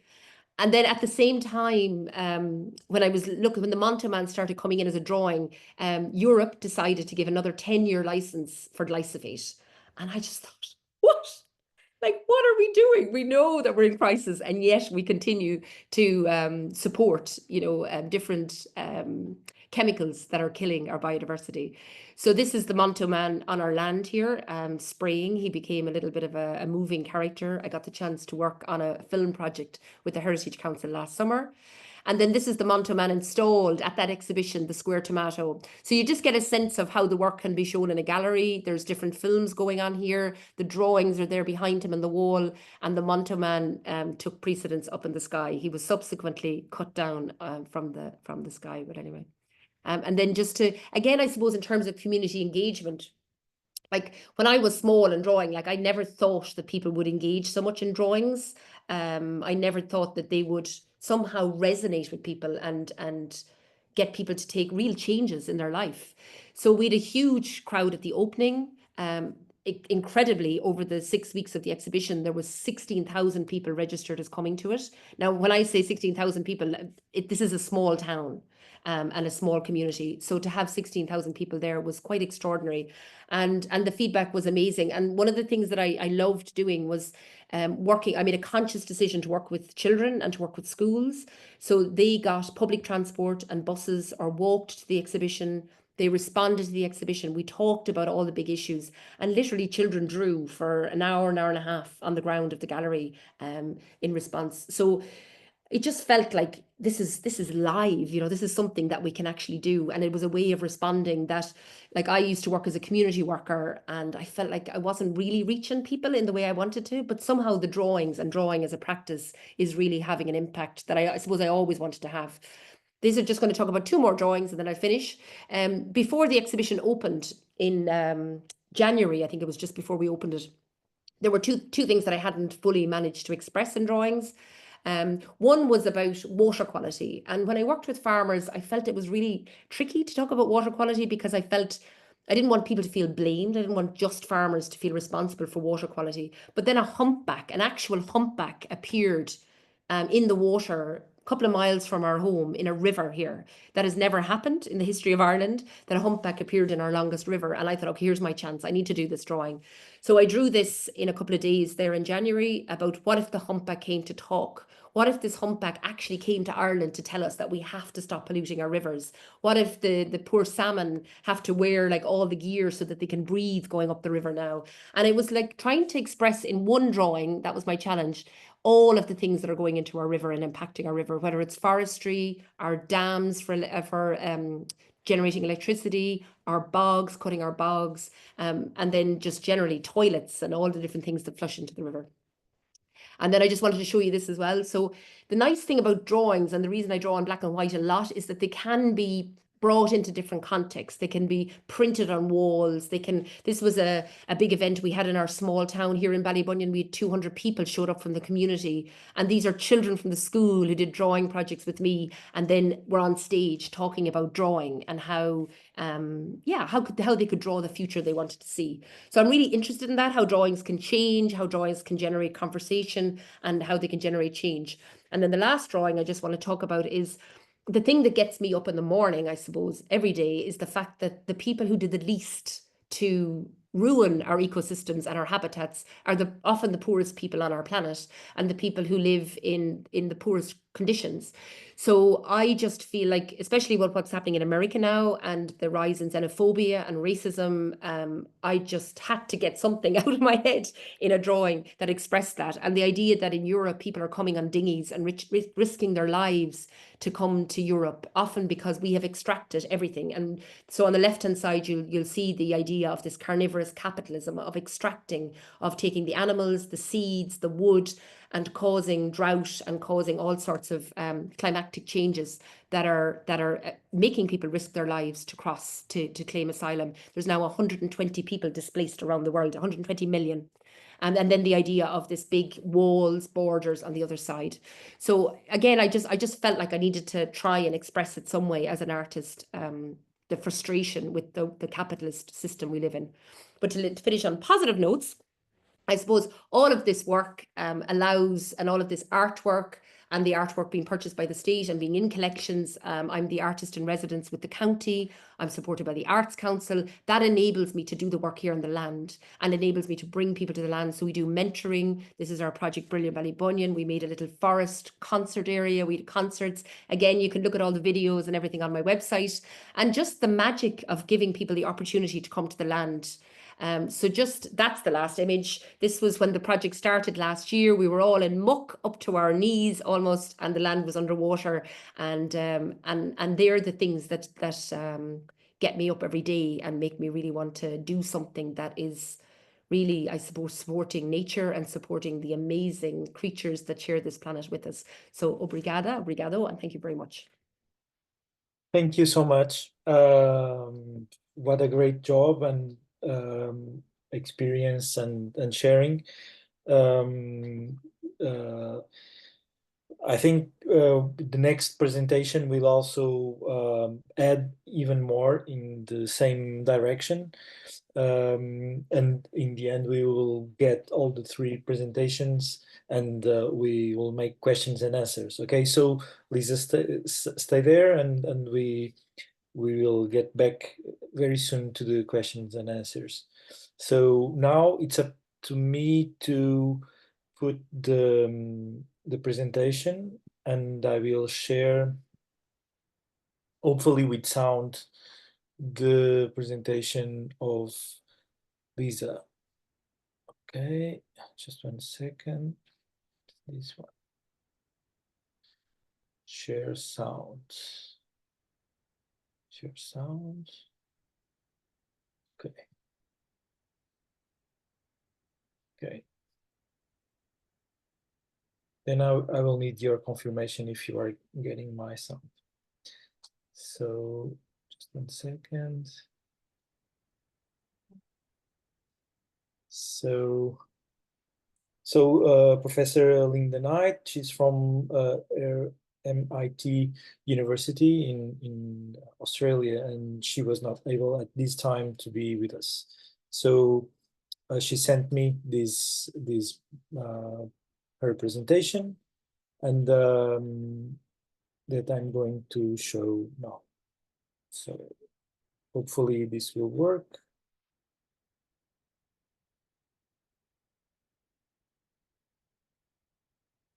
It's thinking somehow.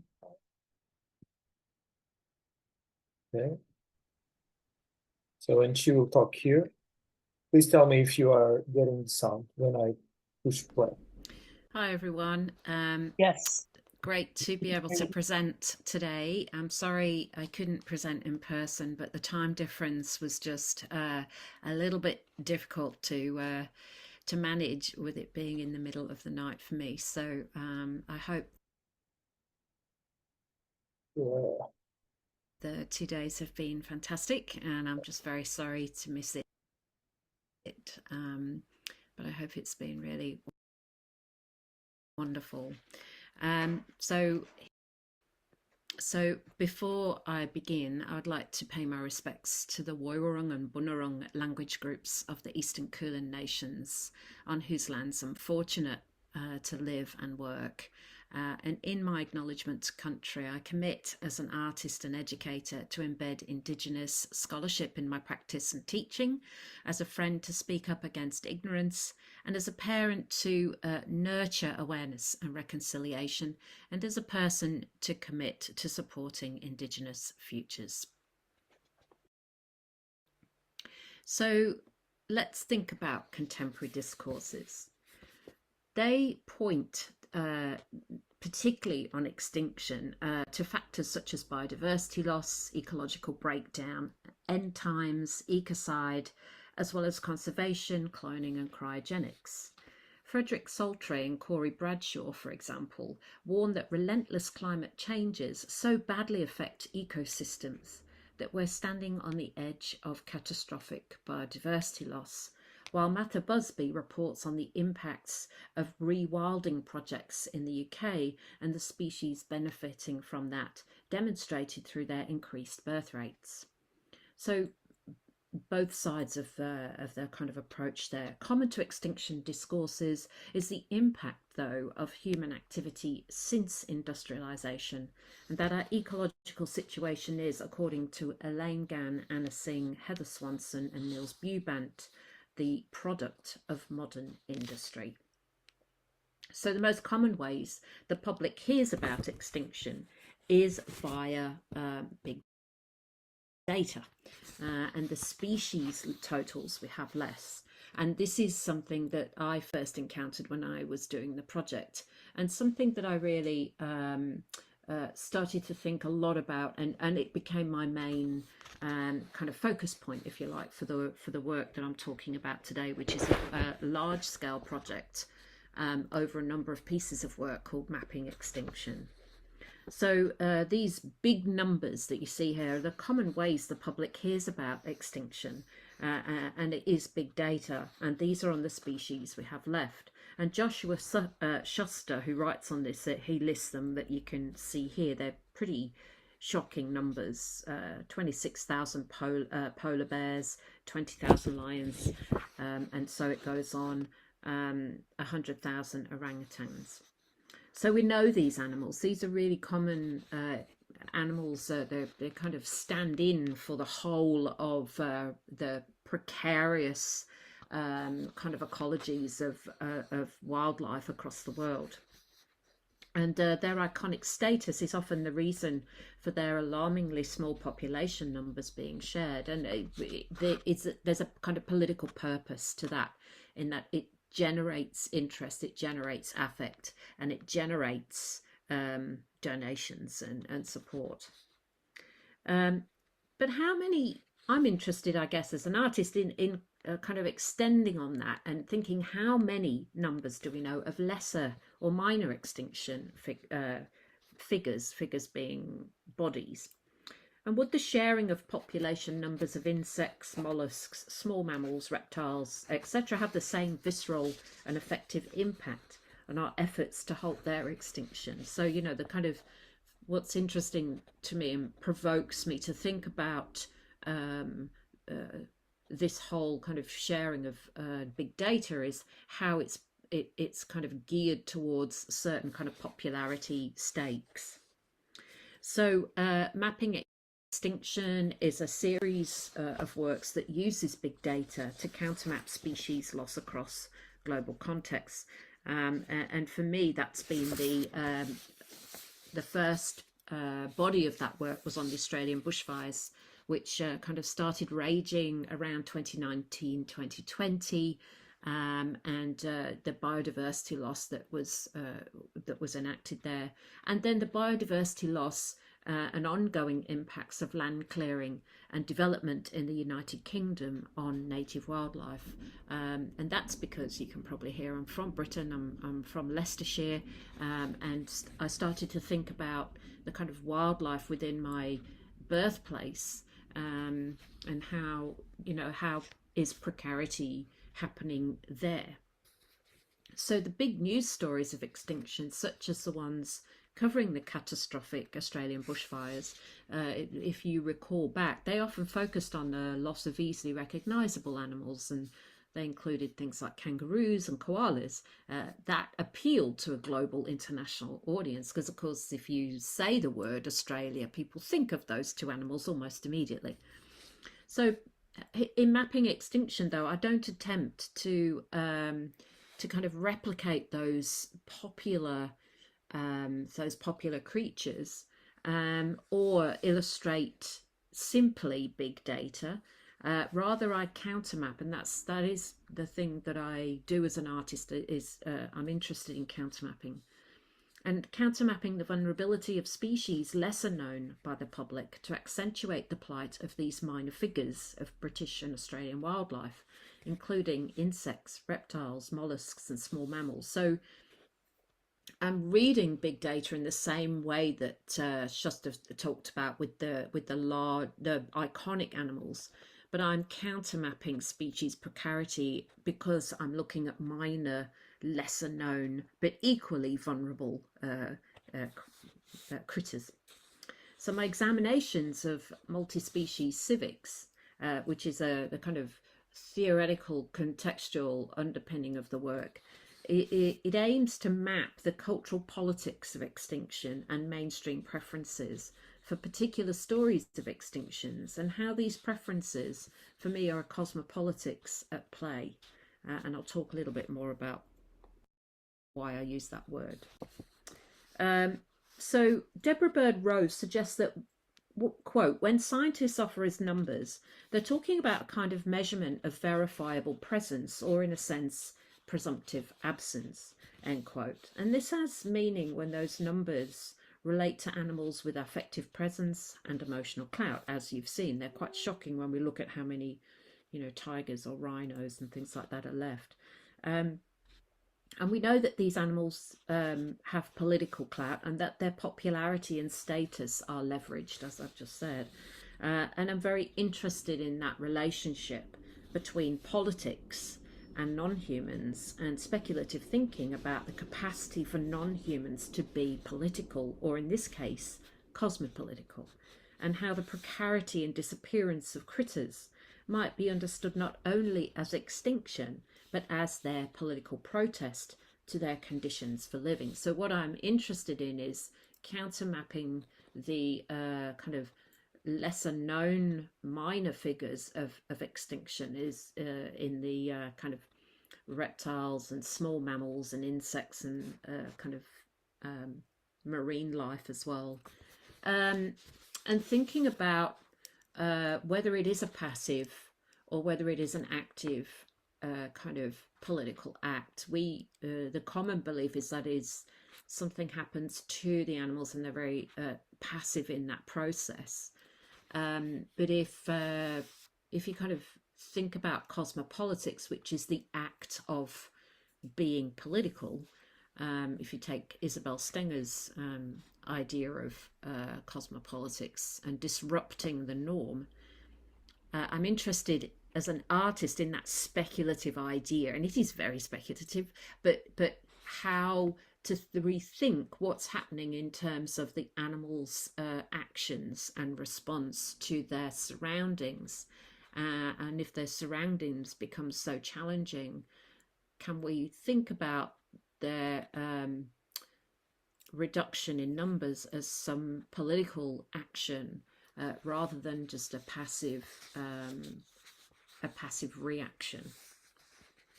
So I'm interested in kind of working through this thought experiment in my work and using big data to do that. So it's this concept of their political protest to their conditions for living that I explore in my art practice, and what art practice can bring to the subject of extinction, and how artistic explorations might be both a practice of investigation and learning, and a mode for commentary and dissemination. And so this is where it links into the seminar, which is kind of the idea of how or why drawing and nature it can have a particular relationship, or it can have a particular capacity to explore highly experimental ideas. And I link that into the kind of the quote here that you're saying, that you're seeing rather, is this idea of investigative practice and kind of exploring ideas through mark making, which is an alternative kind of process to techno-scientific didactic reporting.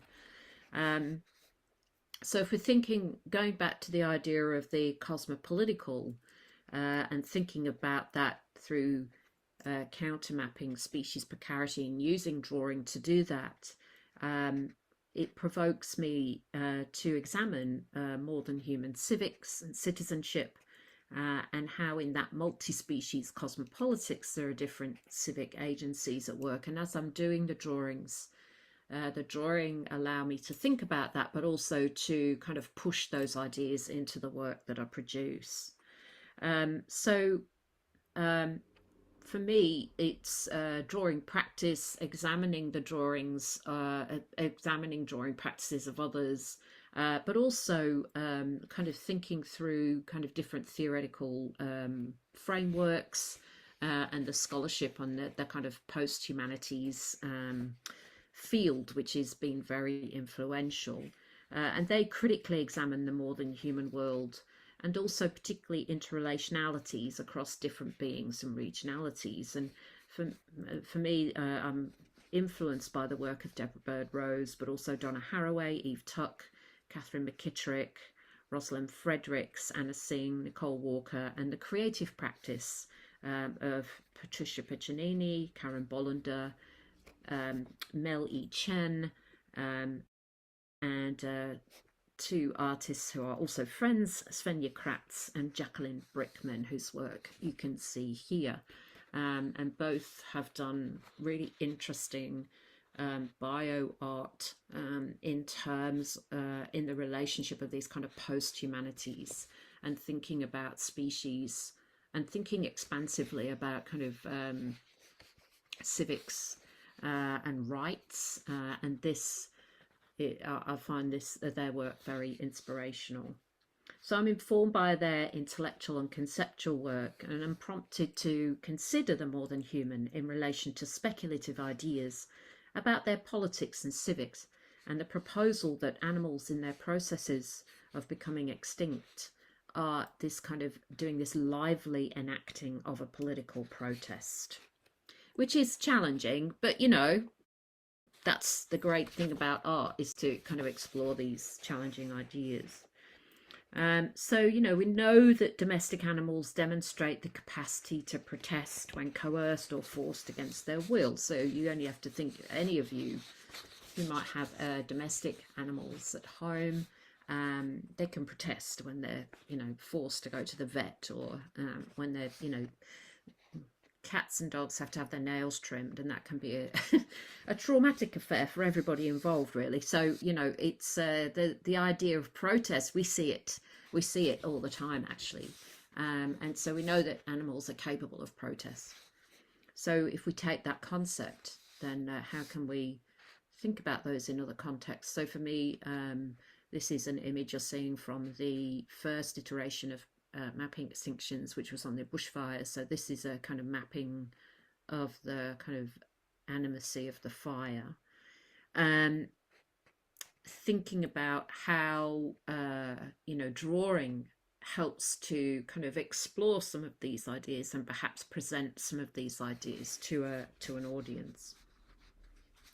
So I kind of think of all of this as some kind of wild politics, and the attention to political activity in the wider milieu provides for me an opening to consider the cosmopolitical citizen in a conceptually experimental sense, and how is the cosmopolitical citizen in relation to matters of extinction.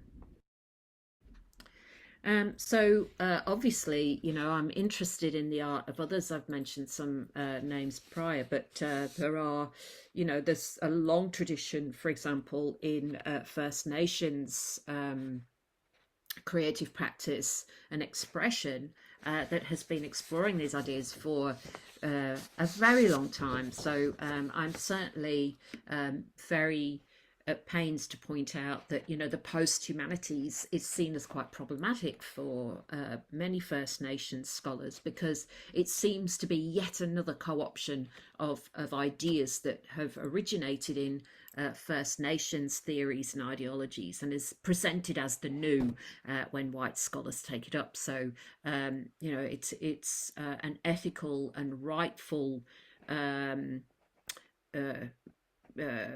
proposition to always look at the kind of ideas and theories and practices of First Nations artists. So and often this work is about disrupting and speculating on objective and empirical positions. Art is experimental, of course, and it often subverts well-established ideas. And so this work is from a recent show at the National Gallery of Victoria, which is here in Melbourne. We had the recent NGV Triennial, and the NGV director, Tony Elwood, describes how contemporary artists in the exhibition experiment with key ideas. There were themes that kind of curated this large show, and one being matter, magic, and memory. Matter is how the objects and industries that define our current age will be read or understood in the distant future. Magic and the intersecting folds of ancient knowledge. Science and technology are concerned with that. And then memory is looking back to understand our collective present, but also to ponder what lies ahead.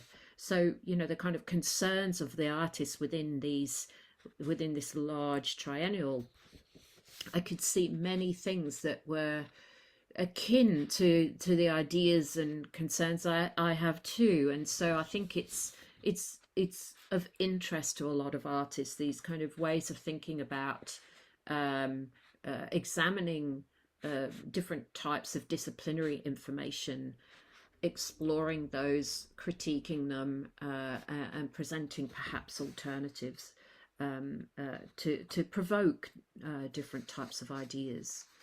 And so art creates new relationships between knowledge, beliefs, experiences, and this is valuable. I think art has just as important a place in the kind of environmental sciences as environmental science. It provides an important practice for speculating on the world as it has been and may become, and this stretches in the way that we know that, for example, science fiction does this, and many scientists are huge fans of science fiction, both in the kind of written form and the media form, because it is the kind of imaginative space where these speculative ideas can be explored. And so for me, drawing does that too. So these different practices offer conceptually rich articulations and reinscriptions of urban coexistence, and explore new concepts of citizenship beyond the human and in the extreme context of the Anthropocene. So in my work, I consider the cosmopolitical from the more than human point of view, which isn't usually the position that's taken in cosmopolitical scholarship.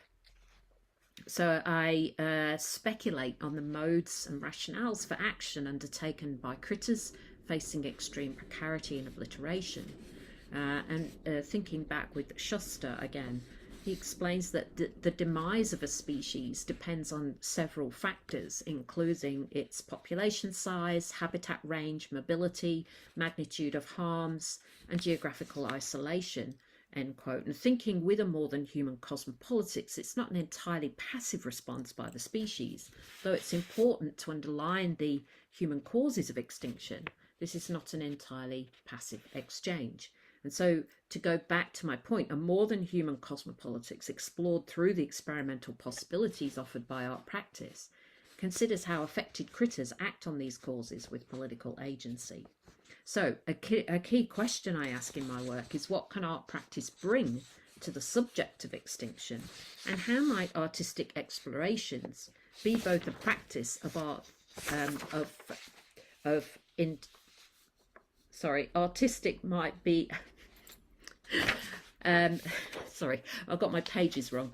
How might artistic explorations be both a practice of investigation and learning and a mode for commentary and dissemination?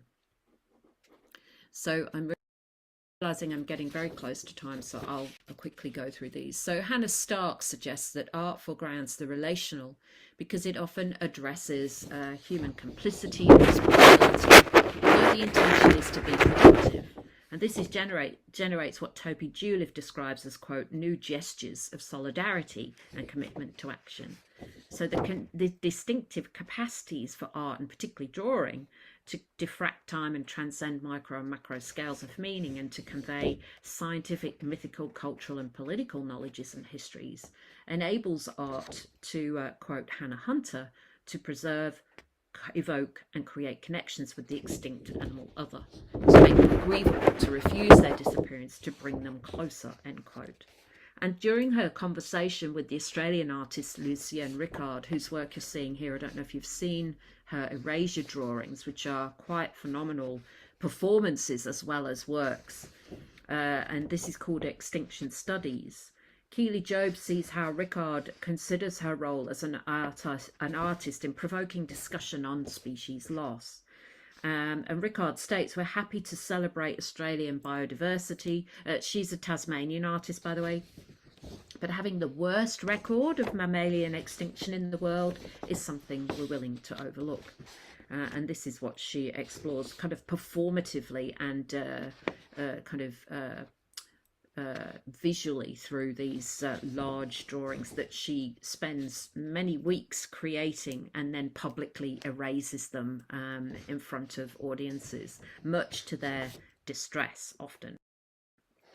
So the particular strength of creative work is its capacity to hold and communicate such complex ideas through the visual and the performative. And the artistic work and the desires of the artist coalesce and create the complicity and responsibility through speculations, provocations, propositions and ideas that are cultural and political. So this coalescence differs from the didactic nature of technoscientific research, and art practice can ignite the cultural and political ideas of others and intentionally prompt conversations and feelings, curating the work in specific ways to achieve these. So as I've been flicking through these slides, you're seeing some images of the Mapping Extinctions work.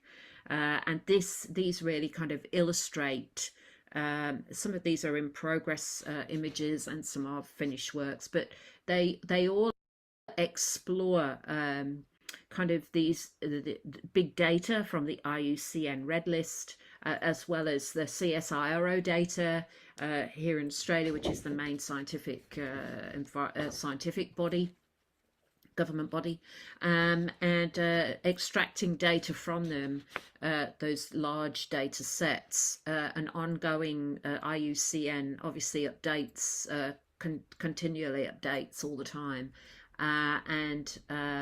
So animals you see sliding up and down the kind of precarity scale.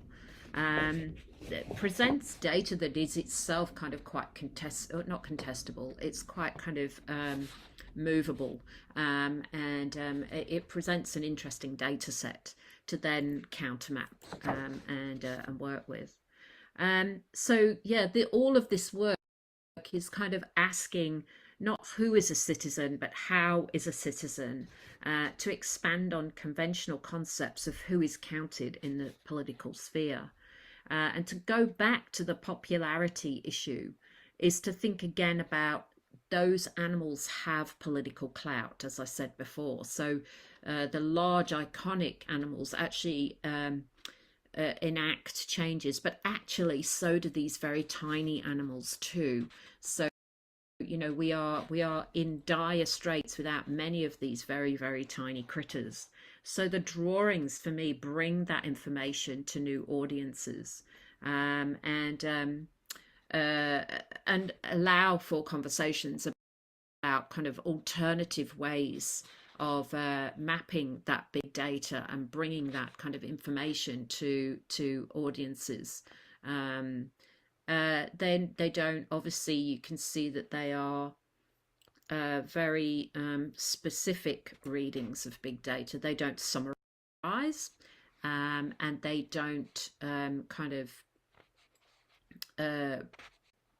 they don't cluster data in the way that, say, an infographic does. They're not very readable in terms of that data language, but they are visually interesting, and they bring an audience member in perhaps in other ways. And so these works very quickly. I know I'm probably way out of time. I'm just looking at my clock. These are now the second set of the mapping extinction, and these are animals that are native. They're native to many parts of Britain, but they are. I looked at animals. The data about animals that were actually under threat in Leicestershire, even if they also are found in other parts of Britain. So on the left here is the brown hair streak, and the right is a stag beetle. And this one is a grizzled skipper on the left, and on the right is a noble chafer. So they're very tiny species, but quite vital to the ecosystems that they live in. And certainly without them, we're noticing that kind of other areas of the ecosystem do not thrive. So they have a kind of political agency. And so the work is a critical extraction of big data statistics, and I hope it helps people think about animal behaviours as protest to their changing surroundings and living conditions, and understand that it is an experimental proposition, despite the changing understandings that we have of the more than human world, and that extinction is something a critter passively endures. As a law of nature is something that I challenge. And I rethink that passivity as political activism. And this is a straw poll that I conducted about the British animals to see about those popularity stakes, and just thought I'd throw that image in. So I hope that these speculative ideas about more than human civics and citizenship might affect kind of public conceptions and ideas about endangered and vulnerable species in different ways. Much more to say, but thank you for staying with this recorded presentation, and please do contact me if you would like any more information, and I'm always interested to collaborate. Thank you so much. Okay, so it's a pity that she's not around, but hopefully it was recorded and we got it, and the conversation will go on the publishing version of this seminar. So using the opportunity to talk with Bjorn and Lisa, yeah. I don't know if someone has any question at this point specifically for them. I didn't have opportunity to read the chat. If someone placed there some question, but they can make it audio also.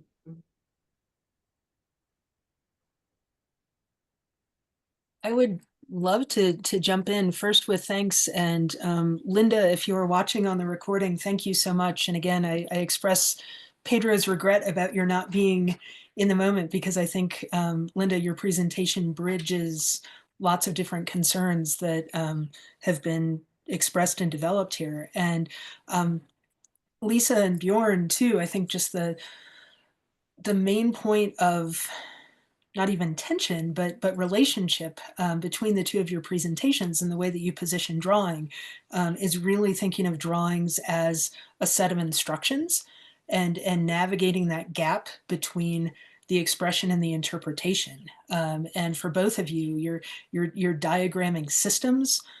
You're thinking of different ways to articulate relationships, ultimately telling a viewer to do something, whether it's to build the product or to have a conversation or just even to consider their actions and relationships. And all of this leads to a question, which I think in many ways is very open, is about drawing's tolerance for ambiguity in its interpretation. so Bjorn, and you really spoke about this bordering on this universality of the language of drawing, and the unification of a set of dimensions or a way to understand the diagram, the way to understand the drawing. Lisa, I also wonder if there is, in your interpretation, is there space to maneuver? Like, is there one right way to interpret a drawing? Yeah, no, again, I kind of put this out there. I'm just no. about this gap. It's really interesting because, like, I think when I was working more as an activist and a community worker, like, there was a particular thing that people needed to do, or I needed people to do. But really now I'm just like, what do the drawings say? Like, they don't have to, there's no particular thing that people have to do, because like, people will do what they do, you know what I mean? And it's like, we can't force them. And I think that was what was lovely about having the exhibition that just came down there 2 weeks ago, that I didn't ask them to do anything in specifics. We had conversations, and I deliberately didn't overload it with information. There was an essay commissioned, people are welcome to read that. But again, that talks about not being didactic and not telling people what to do. So there was no point in the 7 weeks that I said to anything, I want you to do anything. I just want you to see how they resonate with you and take what you will. Which is a challenge, of course, when you're in the middle of a crisis. You're like, oh my goodness, I'd love people to do this, this, and this. Yes. But I just don't think that works. I just don't, I just don't feel that is working. I don't think telling people what to do or telling people what to think is working. There was a really good talk that I joined in where a woman was talking about climate change, and she said, the more we know, the faster we run towards the cliff. We have all the information we need, and we are running faster as a species towards extinction. So the information doesn't seem to be working. So I'm kind of looking at, can drawing resonate at a different spiritual or a different embodied level, that maybe it allows people to engage in a different way? I don't know. But I do know that the more that we do unconsciously, the more damage we do. So when people are running out to plant wildflower meadows, they're importing seed and bringing in disease, and they're killing everything around them. Bringing in trees into Ireland, into Europe, we killed all the elm, we're killing the ash. So I do think I like a lot of the speakers here talking about that idea of slowing down and just not doing for a while and seeing what that does. Because actually, I think the one thing that COVID showed us was the not doing and the not moving. A lot of speakers talked about that, just that engagement, that looking, that being with nature. And really, I think a lot of the time nature just requires us to not be doing, but rather to just be, So yeah, I very much have moved away from that. And I think it's that thing of, I feel that my role as an artist is just to get it out, to whatever I'm thinking, to get it out. And then what people's interpretation is whatever they take or not take, Yeah. And I'm very conscious. I was just saying in the chat there, I actually promised someone, I thought we were finishing at 7:30, so I promised someone I would be out for dinner at 8:00. So I do apologize if I have to leg it very soon, because that means going into town. So yes, apologies for that. Just Lisa, before you go, I don't know if anyone else remembers this, but definitely it was in Ireland in the late 80s. There was, or maybe early 90s, there was absolutely war at the idea of the EU trying to implement straight bananas. Oh no! Yeah, I remember that. Yeah. Oh my goodness. Oh, there's a whole other exhibition here. And the street banana could be anything in terms of as well. I mean, wow. I'm writing it down. It's a good art topic. Art topic. Street banana. I love it. Thanks for that. Bjorn, I don't know if you are still there. I'm here. Yeah. I'm listening. I was very curious also, and on the vein of what Sarah was saying, I was at a certain point you were mentioning the Tower of Babel, and how technical drawing, it's the antidote to the curse of God, let's say. Yeah. And, do you think that damaging the role of technical drawing will have the slowing effect that we need?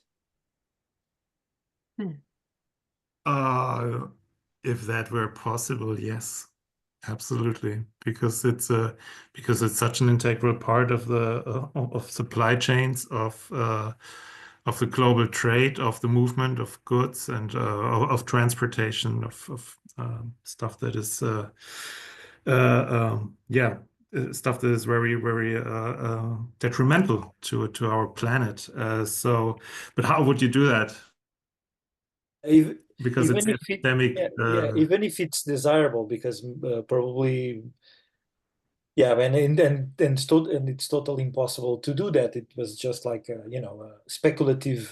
But yeah, I think another aspect, because I've been thinking about that. Like this is such a core set of thinking that it's so hard to think outside of that. And so because and to a certain degree you can't really do it. It's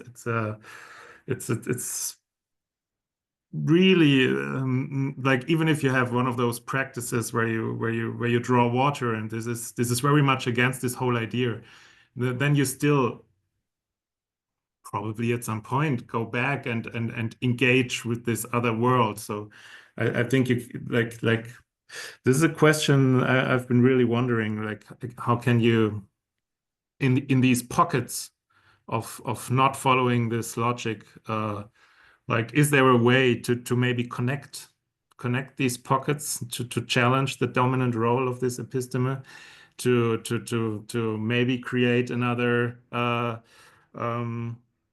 to maybe create another type of I don't want to say the word, but because then I'm this German white dude who wants to build another like a standards organization.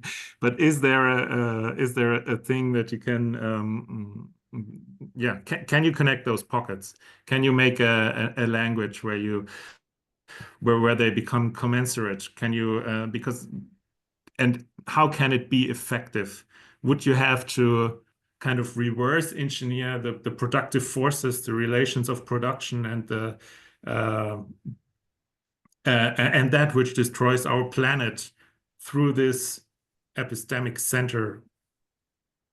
Can you follow me? That's Yeah. I think I'm following you. You are too ahead in terms of the plans to make it. Yeah. It's very interesting. It's very interesting to see. I was more like, I was thinking also about the abstractness of technical drawing, because in the end, nothing in reality, it's exactly like that. Yeah.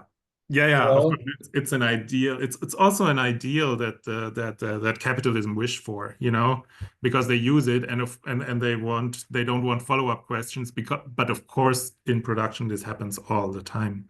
If you speak to anybody that's involved with, like, because I know a lot of architects because I taught in the architecture department. I mean, this is sometimes it's mayhem on the construction sites, because who reads the plans, who can read the plans, and like all these hierarchies and processes. That's a whole different thing. But no, it is the thing itself, but it in itself, this idea of unambiguousness and non-interpretation is of course much more a wish than a truth of when of course it still has its very real effects. And if you look at the economic data when the standard organizations were funded and so on, and the productivity of the world just kind of went up significantly. Profit went up significantly, at least, in certain parts of the world, of course.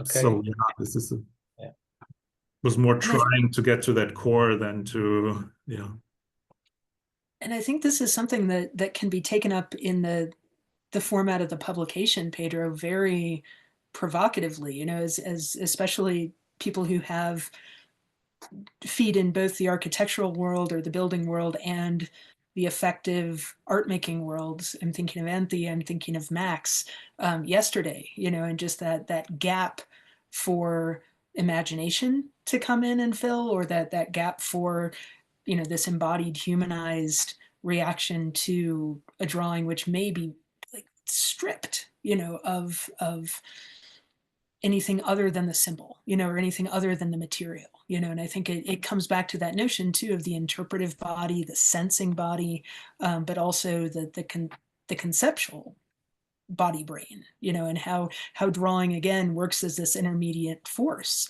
between an internal world and an external world. Whether we're building an iPad, I'm not going to build an iPad, whether we're building a dresser from IKEA, which I have done using technical drawings, or I'm looking for companionship, I'm looking for community in how I change my sandwich eating habits, and knowing that there are others who are concerned about the same things. So again, as I tend to do, I'm going large with these things, but I think that really speaks to drawing's capacity to be an ecological, ethical language. Yeah, for sure.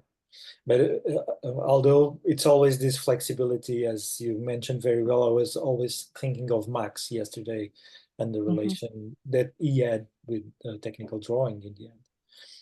I don't know if someone else has any other topic, question. It's a second day. We are almost in the end. We are concluding, actually. So I don't know if someone else wants to add something, or I will. Actually, I have all the records of the chat. I have also recorded the both days. I will split all this and I will communicate to everyone before I will publish online anything. And I don't know if no one else have any question at this point. I will just say that Bjorn raised his hand. Yeah, sorry, Bjorn, go. Yeah, I have a question for Lisa. Go. Because I was of course still in my head with my thing, and then I thought like, okay, the agriculture, and the production of things, and of course like the straight banana and other discussions of standards of the forms of this productivity. So I think in this theoretical sense, I think there is a connection, and I mean the straight banana made me immediately think of, yeah, it's because it fits in boxes, because it kind of gets close to these other ideas of the geometries of the technical drawing. And of course but farmers, of course, they hardly work with a technical drawing when they're producing a cucumber or a potato or anything, but when I still believe that in Monsanto you would probably find technical drawings of gene engineering and so on, processual technical drawings. There are many different kinds of this. But have you come across any of the drawings in the field itself? Like have you come across anything in this sector, in this sphere, that has caught your eye? You mean in technical drawing terms, or in the farming? Yeah. No, the drawings of the agricultural world, or of this food sector, or no, yeah, I'm just curious if there is. Well, one of the things, just in terms, I'm not sure if this is your question, but one of the things that has really struck me on this project is that one of the collaborators, who's from our town in Ballybunion in North Kerry, this is not directly to do with food, but in terms of drawing. So this man has never really been involved in any group before, but he was drawing from when he was a child.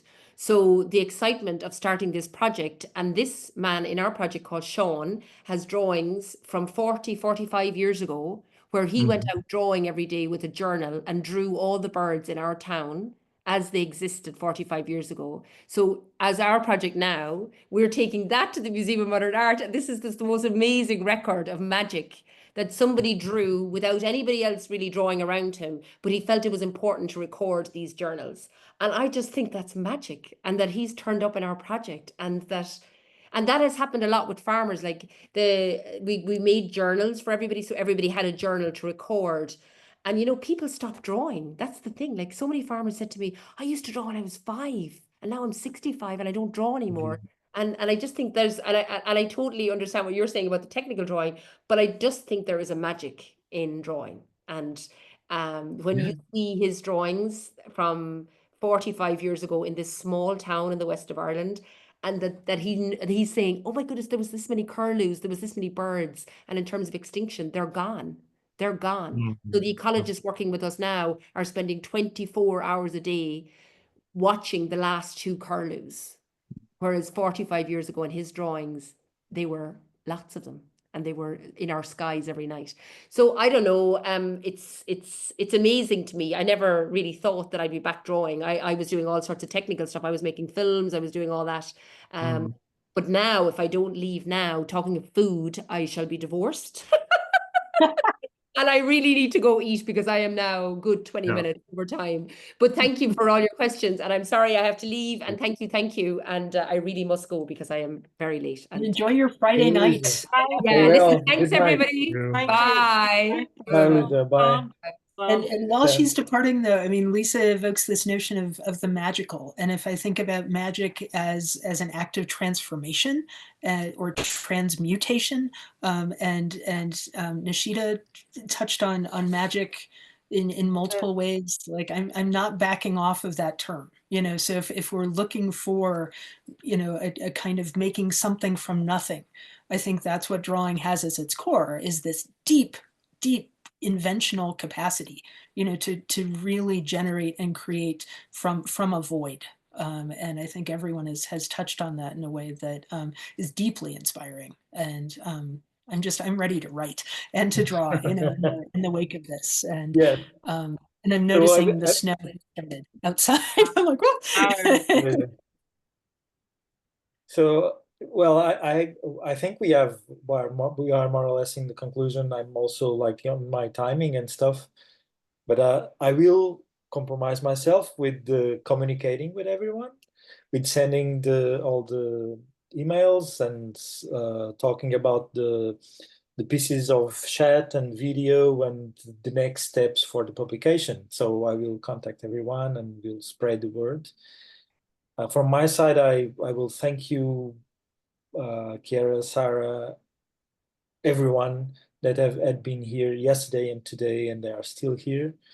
And hope you enjoyed, and hopefully this was the first moment of several other moments that we will be in contact. So Thanks, Pedro. thank you so much. Thanks, I don't know if you Thank want you again. your last words. Sarah? Oh, right. Okay. No, just thanks for all the presenters. It sometimes it takes me a while to just sit and drive along and reflect on everyone's words and approaches, and I get so much inspiration, and it really tests my own practice or positions my own practice differently, and I really appreciate that. And thanks, Sarah. Great to work with you. Thanks, Pedro. Fantastic. It was great. It was really great. Well done, everyone. Sarah, take care in the snow. Yeah. Thank you. You're the snowman now. I know.